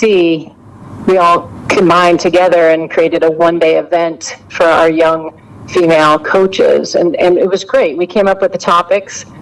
We put together speakers. Each one of us was tasked with bringing a speaker from our league that could talk to that particular topic. It was a smash and success. We've done it 3 more times. We had a 4th time on the books, which was canceled due to a winter storm and then canceled then to COVID. But it's been fantastic. And so once we started into that mode with the NEC, and then we said, listen, we need to do more around diversity. We don't have enough coaches and administrators of color, and we need to create an opportunity for the coaches and administrators to mirror the student athlete population, especially in the sports where we have more Black and brown student athletes. So you look at men's and women's basketball, track and field, football. We need to do better. So that's where we started to really focus on that. And then when we worked on our strategic plan, we thought, well, do you incorporate the diversity, equity, inclusion in each one of our goals, or does it need to be a separate, distinct goal to show how dedicated and committed we are to that area? And so we finalized that one of our 4 strategic plan goals is specific around diversity, equity, and inclusion. So it's kind of a long answer to your question, but there was a lot of moving parts to get us to where we were. Yeah, and one of the things with the conference is the change in the governance structure with the elevation of the senior women administrators into more enhanced leadership roles. Just what you could say about that in empowering women within the conference as well, and kind of going off of some of the things you had said. Yeah, when I first arrived at the NEC, and then I made my rounds, like any new commissioner, you want to go out on the campus and meet everybody and talk with them and, get to know people and get to know how they operate on campus and strengths and weaknesses. And it was abundantly clear to me at that point in time that the group of senior women administrators that the NEC had at the time were very talented. Many of them had been in their jobs for a number of years and just had a lot to offer, but the role they played within the governance structure didn't really allow them a seat at the table for the bigger conversations and the dialogue around national issues, regional issues, that truthfully you need access to that information if you want to end up in an AD chair, commissioner chair in the future. So I was the benefit of the Big Ten and their governance structure, where the SWAs were a critical piece of their governance structure. And I was in a meeting side by side with Mark Murphy, who was the AD for my first 8 years or so, and then, not 8 years, sorry, 3 or 4 years, and then Jim Phillips, who followed Mark. So I had the benefit of hearing the dialogue of the ADs and the commissioner and the other Big Ten staff. So when I came to the NEC and I saw that we could mimic what the Big Ten did and provide the senior women administrators a more productive seat at the table, not only for them to learn and absorb, but to actually to contribute and use their voice. So I think it's turned out really well, and we're better for it, right? Because we're hearing more perspectives in our meetings. And then the AD and SWA have to work together to figure out when we vote, it's you get one vote for the institution. So they have to figure out amongst themselves how they come to that vote, and which it really requires them to create that working relationship that may not have existed as fully before we went to this new governance structure. So I think it's been a win-win for the SWAs as well as for our league, because I think we're just better prepared, and the dialogue is much more robust than maybe we had before. Speaking here on Wake Up Call with Dan Tortora inside of the Cafe Kubal studios with Northeast Conference Commissioner Noreen Morris here with us. And Noreen, you just mentioned Jim Phillips, that you crossed paths with him for a couple of years at Northwestern, where he served as the athletics director. Now he is the commissioner of the ACC. I just got to be around him at ACC kickoff. What can you say about Jim Phillips and his leadership, and maybe some notes about him in your path? Yeah, Jim's tremendous. He's going to do great things at the ACC, and his work at Northwestern. If you look at what he did for that campus and for the athletics department, how he enhanced the facilities. I mean, I went back on a tour and I was flabbergasted. It was a new Northwestern campus with all their athletic facilities. But having the coaches he has, with Pat Fitzgerald as the football coach, and the 10-year deal he was able to manage with that, and the other coaches he's hired. The energy he brings, the vision, and you said you just met Jim. If you had a chance to talk to him, like when you talk to him, he's talking to you, and nothing else matters at that moment, right? He's really engaged, and his memory for people and details about people. And his ability to connect and continue to connect. Like, he's been my biggest supporter since I left Northwestern. He checks in all the time, and when he sees news about the NEC, he'll text me and be like, "You're doing great work, keep it up." So he's really engaged, and I think his time, not only with the Big Ten, but when he chaired the NCAA Council, he was the first chair in the new version of the NCAA structure. And did a tremendous job of bringing people together and moving us forward in a time that was, a little uneasy. Now, of course, we're entering that time again, so we'll see how that plays out. But he's great, and I know he'll do great things, and he's already contributed tremendously on our commissioner calls. So you can see he's very measured, and he's a good thought person, right? He wants to take everything in, and when he speaks, it's very thoughtful and very forward thinking. Noreen, you've worked in a bunch of different conferences.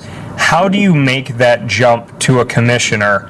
What can you say about that evolution from going to being a piece of a university to overseeing an entire conference?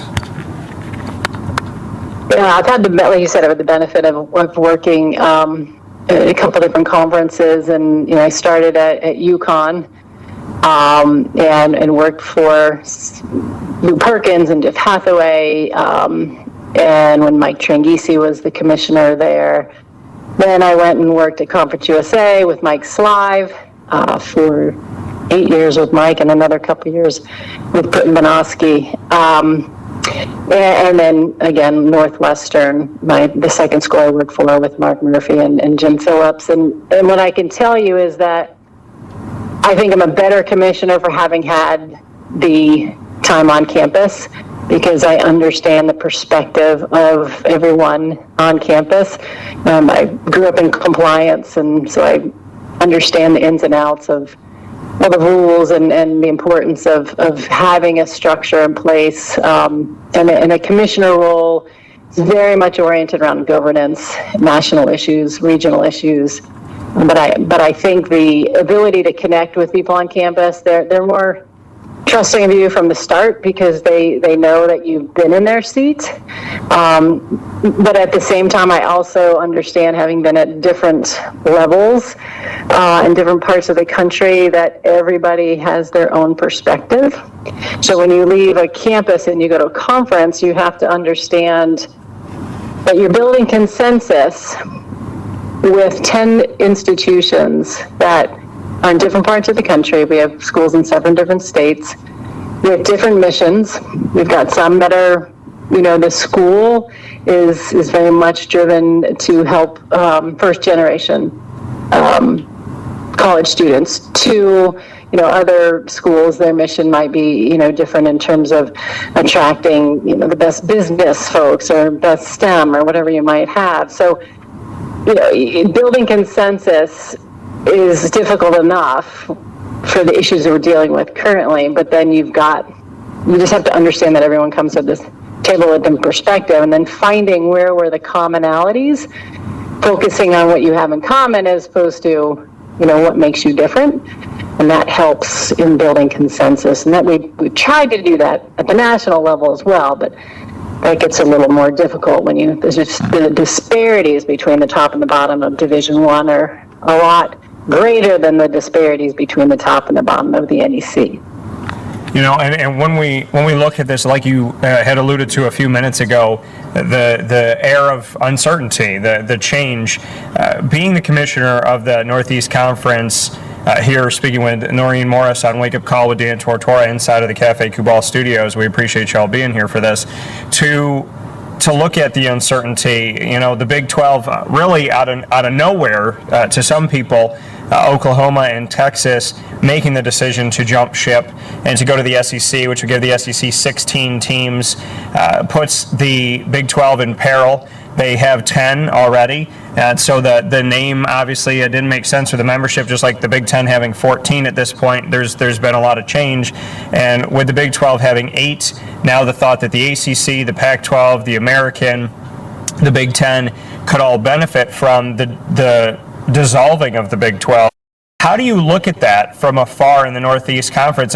Do you feel the rumbles? Do you feel the earthquake kind of happening? Because as things happen in collegiate athletics, even if it's not your members, I can imagine that everybody's watching it with a close eye, especially the commissioners, because there's a little bit over 30 in the nation, and that's it. So how do you assess it, and how much attention do you pay to the rumblings, so to speak?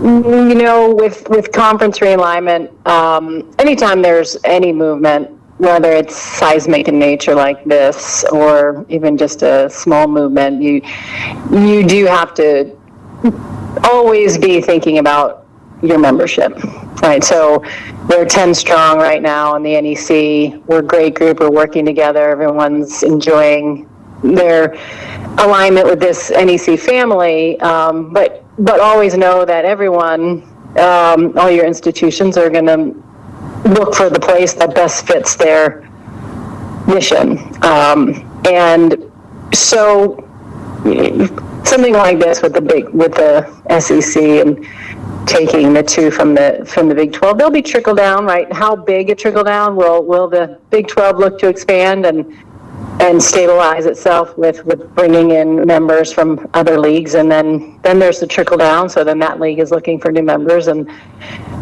so on. And so when you looked at the last go around of realignment, when the Big 10 reached out to Nebraska, and if you follow the bouncing ball, and there was a lot of people like keeping charts showing how much change, and in the end every conference, I think with the exception of the MEAC, SWAC, and Ivy, were impacted by that round of realignment.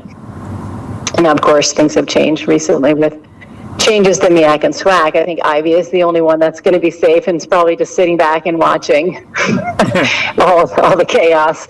But yeah, I would imagine there's going to be trickle down. How far that goes in this round of realignment is to be seen. But like what happened in the first go around, I think people felt, well, if we're not moving, we're forward.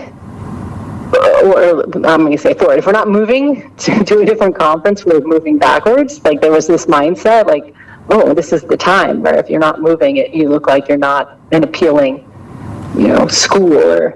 So I hope we don't get to that point. But at this point, I don't know how it'll play out. I wish I had a crystal ball.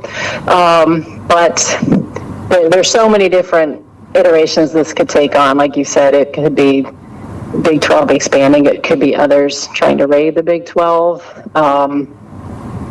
It'll be, like there wasn't already enough unknown between COVID and the continued issues around COVID and the NIL and congressional action and the gender equity report coming from the Kaplan review for the NCAA. I mean, there's just so much happening right now that add on, monumental conference realignment, just add to the list of things that we're all trying to manage. And that's exactly, what was on my mind is as a commissioner, you have to deal with the day-to-day of making sure your institutions that are your every piece full members are happy, your associate members are happy, that you are kind of keeping an eye out for expansion and evolution if that's something that you want to do. So your day-to-day is to take care of your current members, look to the future, and at the same time make sure the student athletes are being treated right, the institutions are following what they need to, everybody's under NCAA compliance, and then like you said, taking all of that, which is in and of itself more than enough, I'm sure you can speak to, and adding in the name, image, and likeness, which really is the wild, wild west right now, and there's no consensus ruling, and a lot of kind of open. Some states have approved it, many states have not, and there's this deregulation of the NCAA kind of just, saying at this point, let's just let everybody do it, whether or not your state's approved it for now. And so with that going on top of that, and realignment and COVID, and like you said, gender equity and equality and everything, I can imagine that for you have no lack of something to keep you busy, but this is all on top of your normal day-to-day. So as a commissioner, how do you function day-to-day with all of this additional pressure and information and changing information, where there's seemingly, at least from my perspective, more questions than answers at this point? Yeah, my theme or my motto all through COVID was planning for the unknown is exhausting. So we just get more and more exhausted apparently because there's more and more unknowns. But in all seriousness, I think you just spend a lot of time trying to think through kind of the different iterations, lots of communication with your membership, your ADs, SWAs, presidents, just getting a sense of what's most important to them, and understanding when is it that you sit back and just continue to evaluate, and when is it that you kind of be proactive and move forward on certain items. So like giving you example of, we added Merrimack 3 years ago now as a Division II, reclassifying to Division I, and we'd had a number of conversations with them over time, and at a certain point we realized, okay, now is the time. They've positioned themselves to make the move from Division II to Division I, and in fact they've been quite successful in a number of sports in their first couple of years in competition. And so it's kind of one of those, at least for the membership, as you look, when is the move a win-win for both parties? Value add, bringing Merrimack in, they brought the Boston market, they brought 20 one of the 23 sports that we had sponsored at that time. And just their success in a number of those sports. So that's been a great move. And so that's one of those things where you just have to continually have conversations offline, but as a group, where are we, what's for the best of the conference.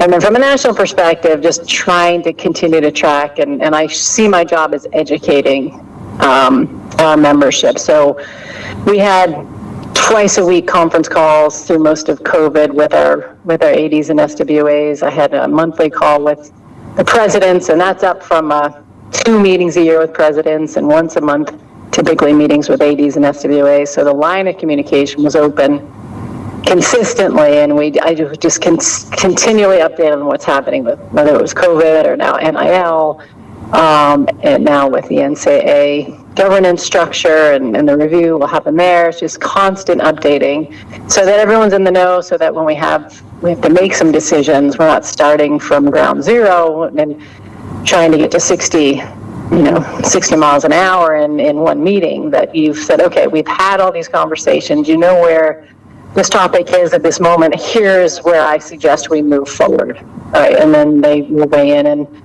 and determine whether or not the suggestion coming out of the NEC is the way to go. And I've got a fantastic staff, so that's the other piece that has been extremely helpful throughout this period.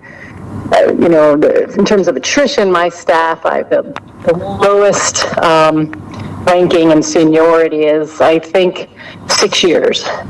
So I've had 6 people, or this one person, 6 years. Everyone else has been there 6+ years, up to 24 years. Obviously, I wasn't around 24 years ago, but that shows you the level of individual that I have with me in terms of their knowledge base and their understanding of the NEC. So during COVID, there was so much behind the scenes that we created the framework, and my staff was able to manage the devil in the detail of the framework, and then I could continue to look at the bigger picture and determine what our next steps would be. So to have a knowledgeable, committed, talented staff behind me was critical to the success in the last 16 months. That coming from Noreen Morris, the commissioner of the NEC Northeast Conference, here on Wake Up Call with Dan Tortora inside of the Cafe Kubal Studios. 11 years as the commissioner of the NEC, what have you taken away most? What have you learned most from being a commissioner at this point when you go back and reflect? What are those things that you can honestly say, you know what, if not for coming here, if not for leading this conference, I wouldn't have this in my toolbox? It's a great question. Probably learned most that the relationship building is a key to success. I mean, for any job, but really for this commissioner job, as you mentioned, there's so many different constituencies, all of which are, at a distance. And so building the relationships, getting to know people so that when the tough conversations happen, people aren't taking them personally, and that's another thing I've learned is you can't take anything personally. You build the foundation, you have the conversations, and if the league ultimately doesn't come out in the way you thought it should be, that's okay, right? You've given them all the information, they've chosen to take a different direction. So, not taking it personally, it's business, but understanding that you've developed the relationship so that you can have the more difficult conversations and sometimes difficult votes where not everybody gets what they want. But as I mentioned, I think the first thing on this interview was the people in this league are so tremendous that it really does make working at the NEC so enjoyable and rewarding. So what I've learned is if you find a place that you really enjoy working and you continue to grow with the job, and you're continually challenged, that's a perfect combination, right? Great people with continued challenging, thought-provoking issues to deal with that, I enjoy coming to work every day. So I don't know if that's answering your question entirely, but that's what I'd learned is I really enjoy working with this group of people, and continue to be challenged, and hope that I'll be here for a number of years to come. And to go off of that, what invigorates you? What makes you wake up in the morning after 11 years of being the commissioner and you're still, like you said, you love what you do? Why continue to do it when you have those tough days, when you have those days where, you know, a cup of coffee just isn't doing it and you're going over something in your head over and over again and it's not making sense, or maybe there's a stalemate with certain things going on with the conference, or, you know, in the world we live in today where there's so much confusion with a lot of the topics that we've discussed this morning. What keeps you at it in those moments where it would be easy to give up? Yeah, you know, I'll bring it to the group that I've spoken least about, but which is most important, is the student athletes. I mean, we've talked a lot about governance and all the challenges around the national landscape and conference realignment, but in the end, you know, our job in college athletics is to provide a forum for student athletes to have that experience. You know, learning about leadership and adversity and goal setting. And I was a student athlete. I played soccer at Cornell, and that experience was so critical to my growth as a person, more so than as an athlete. And so I always have to kind of focus in on that, which is what we're doing is to provide student athletes that opportunity. And while I'm not with the student athletes every day, I do have an opportunity to meet many of them, whether it's our in-person Student Athlete Advisory Committee meeting, which unfortunately we missed last year and hope to do this year. But we did monthly Zooms with our Student Athlete Advisory Committee, which is at least 2 members from each of our schools. So, and I've gotten to know a number of our student athletes over time, and that really that's what's invigorating. You know, that I know that each and every day we're providing them with that experience and that memory that really does create lifelong friendships, more so than, you know, some of my teammates. I'm more, you know, better friends with than non-teammates in a way, just because of that shared experience. So it really is about the student athletes. What's the most difficult part of the job for you after these 11 years? Probably dealing with the issues that impact this league, but you don't have a lot of control over the outcome. So things like conference realignment, things like name, image, and likeness, where, you know, that was a train that left the station and it was just a matter of when and how. Would it be any NCAA rule or congressional rule or the state rule? So just trying to manage issues that are part of college athletics, but that you don't have a lot of control over the outcome. So you just have to prepare your league and try to position them to manage the change in a way that is least intrusive, but you're taking advantage of the opportunity as best possible. So I'll give NIL as an example. We're not going to have a lot of student athletes making $800,000 like you read about in some of the other conferences, but we certainly do have student athletes who will be entrepreneurial in nature, who can go out and do some things around the name, image, and likeness that they couldn't have done before. And we haven't announced it yet, but we're putting the final touches on partnering with one company to provide education and some resources to our student athletes.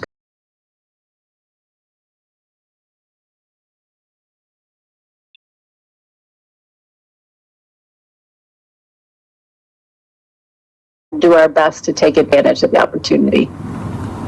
Yeah, you know, and I think that's a huge thing. Like you said, not much say going into it, but once it's there, you know, controlling the controllables of what you can do instead of focusing on the things that, you know, you weren't a part of or weren't privy to or whatever that may be. I think we spend a lot of time focusing on what's out of our control, not what's in it. So before I let you go, speaking here with Noreen Morris, the NEC commissioner, Noreen, as you go forward here and look at everything that's kind of on the horizon for collegiate athletics, Is there any way to keep the nostalgic model? Is there any way to keep the purity of the sport? Where are we heading? Is it a danger zone? Are we at the precipice of something great? Are we at the precipice of something that could be the demise of what we know? Where are we in collegiate athletics? It's the $64,000, or I should say $1 million question. Yeah, we're at a pivotal moment, and I would like to say that we will be able to find a way where the Division I athletes can continue to get that experience, and that it just might be a different perspective for potentially, the Power 5 conferences. There was already a disparity, huge disparity, between the schools that had the big budgets, whether it's personnel, salaries, recruiting, facilities. You already saw a disparity between the top and the bottom. The NIL just kind of shines a light on it a little more. So, will there be a seismic change to athletics at the NCAA where some surmise that there might be a break off, like the Big Five, and go do their own thing? Or football, like the Knight Commission saying football should be governed by a separate entity. Those things could all happen, or we could figure out a way to continue to manage and keep our sports under what we call one big tent, right? The NCAA Division I. So I don't know. I wish I had a crystal ball to tell you where we're going to end up. But I think wherever we end up, I think you will find schools like ours at the NEC will be able to continue to find ways, whether it's a part of a bigger organization, to provide the same experience that we're providing now. And I'm hoping it's in the same general foundation that we have now with some tweaks. But I wish I knew.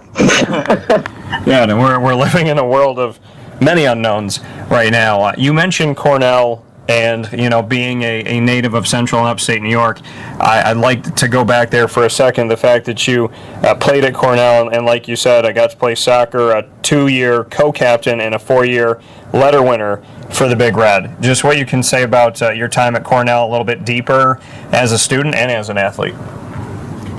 Oh, yeah. Soccer was such a big part of my experience at Cornell.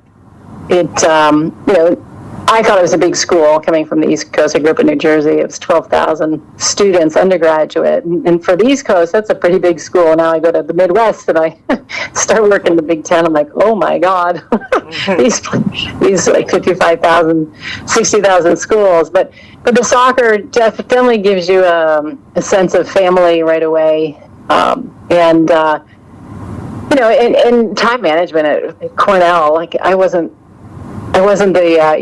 the valedictorian by any means in my high school. So I worked really hard at Cornell, and you have to learn how to function amongst people who maybe are more knowledgeable than you, but you find your niche and you find your strength. And I think that built up my strengths around, without me even realizing it, relationship building, communication, and leading as the captain. And I just had a conversation with one of my teammates. She's like, it was so clear back then that you were a relationship builder and that you brought people together. And I look back and I don't really see that. I don't remember that, but after talking with people and understanding how I grew and developed, it really was instrumental in where I am now. And I was the first recruited class at Cornell, so they had just added the sport as a varsity sport the year before. And it's really, really cool to see now that most of the people in my class are a couple years below. We're a bit older now.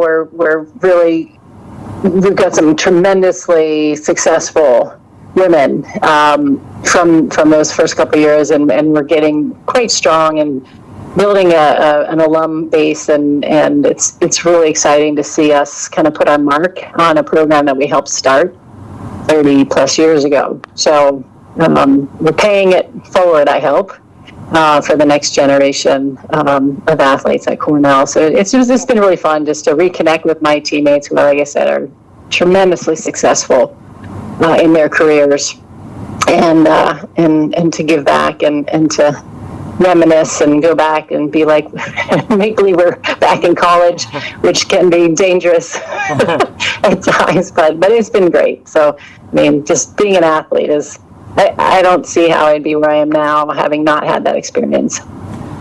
That coming from Noreen Morris here with us, the NEC Commissioner, Northeast Conference on Wake Up Call with Dan Tortora inside the Cafe Kubal Studios. Two final pieces.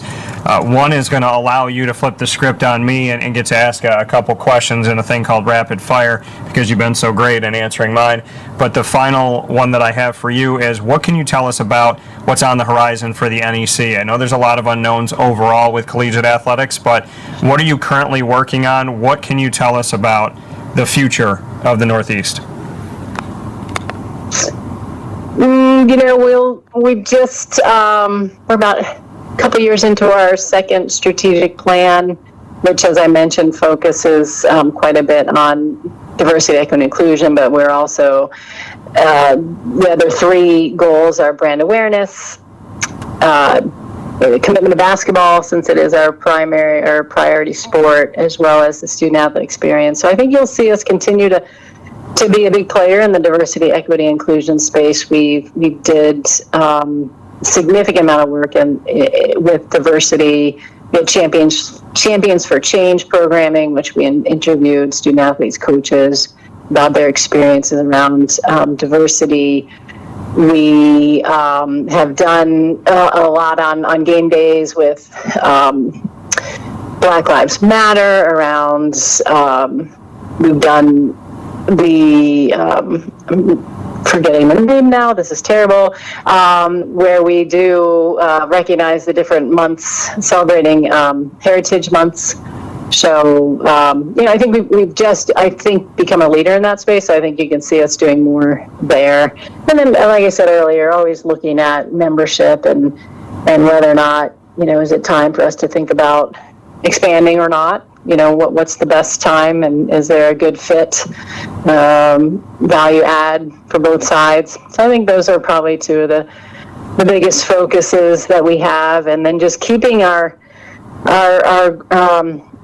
institutions moving forward. I will say that I'm really proud of the NEC and that you've seen a lot of schools dropping sports in the last year or so as a way to either respond to Title IX issues and or financial issues. But in the NEC, we've added 15 different teams across our 10 campuses in the last 2 to 3 years, 8 on the women's side and 7 on the men's side. And with that, we'll actually be adding to our NEC sports sponsorship. So we'll have 6 NEC men's volleyball teams starting in 22-23. We have 5 that now play women's water polo, so we're looking to see if we should sponsor that. So you'll see the NEC in a growth pattern relative to providing our athletes with some experiences they hadn't had before. So I think that's really telling for the NEC, and that we're not looking to constrict. We're actually expanding and trying to utilize athletics as a way to support the campus. So I'm really excited about that. That coming from Noreen Morris. Noreen, final piece here. It's called Rapid Fire. It allows you to flip the script. Like I said, you've been great about answering very thoroughly these pertinent questions and very important things on the minds of people all over the country, and definitely in connection with the NEC. So I appreciate that very much here on Wake Up Call with Dan Tortora inside the Cafe Kubal studio. So I'm going to give you the opportunity to be the interviewer for a second here. 2 questions. Anything you want. Could be sports, could be life, could be light, could be deep, whatever you want it to be. But you can ask me any 2 questions in the world, and I have to answer them. So have at it. I'm on the hot seat now. All right, then. My first question, what is the best quote you've heard recently from a commissioner in any one of your commissioner interviews? Oh, man, the best quote I've heard from a commissioner. That's tough. I would have to say I spent a lot of time with Mike Oresco of The American, and I would tell you that nobody was affected more from realignment in the early 2010s than him. The Big East took the name. He was left with 3 teams and Temple coming in. He could have easily laid down and just let it all go because there was only 4 schools. There was no name. There was no logo.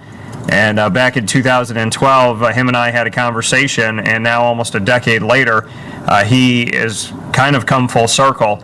So I would say a lot of our conversations have developed into really special things. I don't know if there's one quote, but I guess it's something that I said to him that him and I have spoken about. And I said, because when I was starting my company, I have to work with ESPN and Fox and Yahoo affiliates and all that. When I started my company now a little over 9 years ago, I said to him, I'm starting my company, you're starting a new conference, we're both redheaded stepchildren. And I put my arm around him and I said, and we're gonna walk with each other through this, and we're gonna be by each other's side, and we're gonna see each other succeed. And he, the way that he comes across, and just kind of his Power 6 movement and the things that he's tried to do, I don't know if there's one quote. I think it's more of a universal. I've never seen him quit. He doesn't care what people think. He doesn't care how the conference was viewed. He always defends it and stands up for it. He has the information to back him up. And I think if anybody could have quit, it could have been Mike, and he didn't. So I have all the respect in the world for him and for his knowledge and his wisdom and being a commissioner, being on the other side in CBS and whatnot. And I hope to see him succeed. And it's funny how things are kind of coming full circle, but there's something to be said about people who, in my opinion, do things the right way. And you want to see those people succeed, and it might take a little bit longer, but Mike's in a special place right now, and I hope that there's some positivity that shines down on that. Great. Yeah, he's a good man. He's definitely certainly been challenged over the years. Yeah. All right. So I noticed that your phone number starts with a 315. So I'm assuming you live up near Syracuse. Yes. Yep. I do. All right. So best place to eat in Syracuse. Well, Syracuse is my hometown, and I came back up here to start my company. I would tell you that I work with a bunch of great restaurants, a lot of local places, and so I think the best thing for me to do to not get in trouble is to tell you great things at each one. Avicoli's, it's the veal parmesan. I talked about it so nobody knows how to make veal, and I talked about it so much that at one point they're like, I don't know what it is. It was like the beginning of Corona. They're like, we've sold more veal than we've ever sold in a calendar month. And I was like, well, I'm going to take 5% credit because I've mentioned it 47 times on the show. But so I would say the veal there, at the Wildcat, I would say the chicken Caesar wrap and the Kama fries. These are like hooked fries with salt and pepper on them that are really good. I would say, at the Mill House, I would have to say their breakfast pizza, and everything's good at the Mill House. So, but I'll say the breakfast pizza for them, and the Cobb salad, and then who am I missing here? I want to make sure I hit everybody. I would have in Mother's Cupboard. I'll tell you that up north nobody knows how to make chicken and waffles. And so we designed our own at Mother's Cupboard, which is like known all across the country and out of this country as well. And we got to design chicken and waffles our way. Did an interesting coating, made a sauce for it. So and that's actually my special that's on the menu, the DT special. So I'm excited about that. Nice. Pizza Man, it's the lemon pepper wings, and PB&J's Lunchbox, it's the grilled peanut butter and jelly with pecans, and Ma and Pa's kettle corn. I don't know, it's like all of their kettle corn, but their caramel's really good. And And yeah, so I would say there's a lot of things at a lot of places, but the one thing I know about Syracuse is, being part Italian, I can tell you that if you're Italian or if you appreciate Italian food like most people do, New York City gets so much credit, but Syracuse, Central and Upstate New York, Chicken Riggies, Utica Greens, we hold our own in such a unique way that I would tell people, if you love food, and most people, I think, need to eat to stay alive, you should come to Syracuse, I would say. Yeah, all right. Well, Hobart is up near Syracuse, so next time I come through for a lacrosse game, I'll have to try to check out some of those for sure. Absolutely, and the Northeast Conference, definitely having Noreen Morris here, commissioner of the conference, 11 years going on 12. Thank you, Noreen, for being a part of Wake Up Call here in the Cafe Kubal studios, and I would love to kind of repay the favor, and if there's an event I could do within the NEC to come out and be a part, for the media to cover something, I would love the opportunity to meet you face to face, as well as really get to see what you do firsthand. So I would love that, and love to have you back on the show as well. Great, I'd love it, and I'll take you up on that offer, and we'll once we get back in person, which I hope is sooner rather than later, be sure to put you on that invite list. Thank you so much for having me. Absolutely, thank you, Noreen, and I appreciate it. And I'll talk with you soon. You got it. Okay, bye-bye. That coming once again from Noreen Morris, the commissioner of the Northeast Conference. Definitely appreciate her being here on the show today for Wake Up Call with Dan Tortora inside of the Cafe Kubal studios. Our final fast break, and we'll wrap up the week right after this.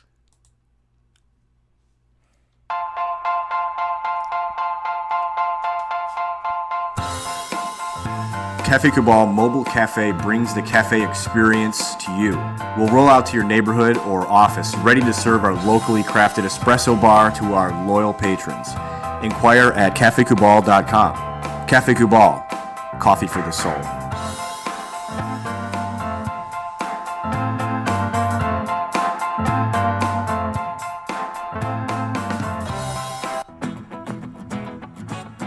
Hi, this is Amy from Mother's Cupboard, home of the whole frittata. We are open daily 6 a.m. to 1:30 p.m. For takeout orders, call 315-432-0942 and tune in to Wake Up Call with Dan Tortora for our monthly food challenge, and try our Wake Up Call signature menu item, available 7 days a week. Here at Mother's Cupboard, we are Central New York, and it's our honor to serve you.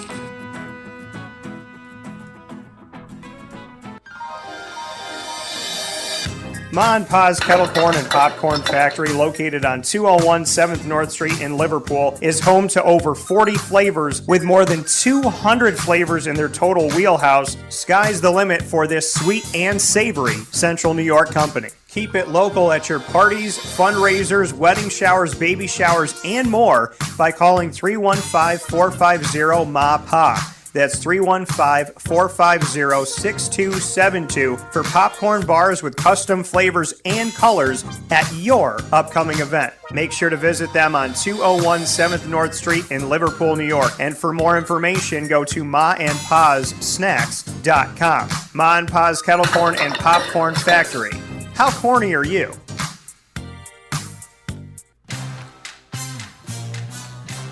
Here at Progressive Dental, we understand the importance of regular dental visits and preventive care. Cleanings and checkups are essential to good oral health. We have multiple locations in the Southern Tier, so come visit us in Binghamton, Enwell, Kirkwood, Montrose, and Norwich.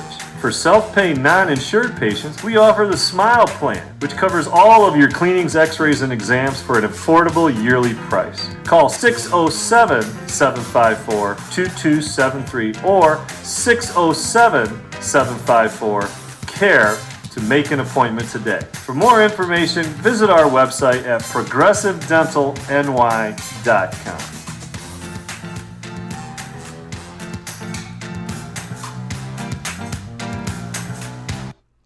The Millhouse Market located on 3790 New York 13 in Pulaski, New York, is worth the drive every time. Make sure you download their app on the Google Play or Apple App Store today by searching Millhouse Market.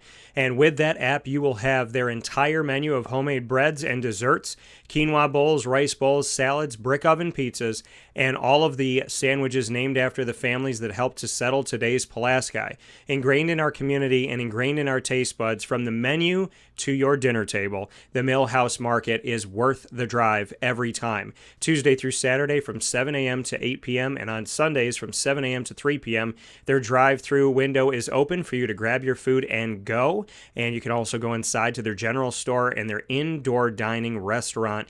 And of course, every single weekend, the restaurant turns into a bistro, and that bistro menu changes every week. So make sure you come back every weekend to find out what's new, interesting, and what will have your taste buds dancing at the Millhouse Market. 3790 New York 13 in Pulaski, New York. Worth the drive every time.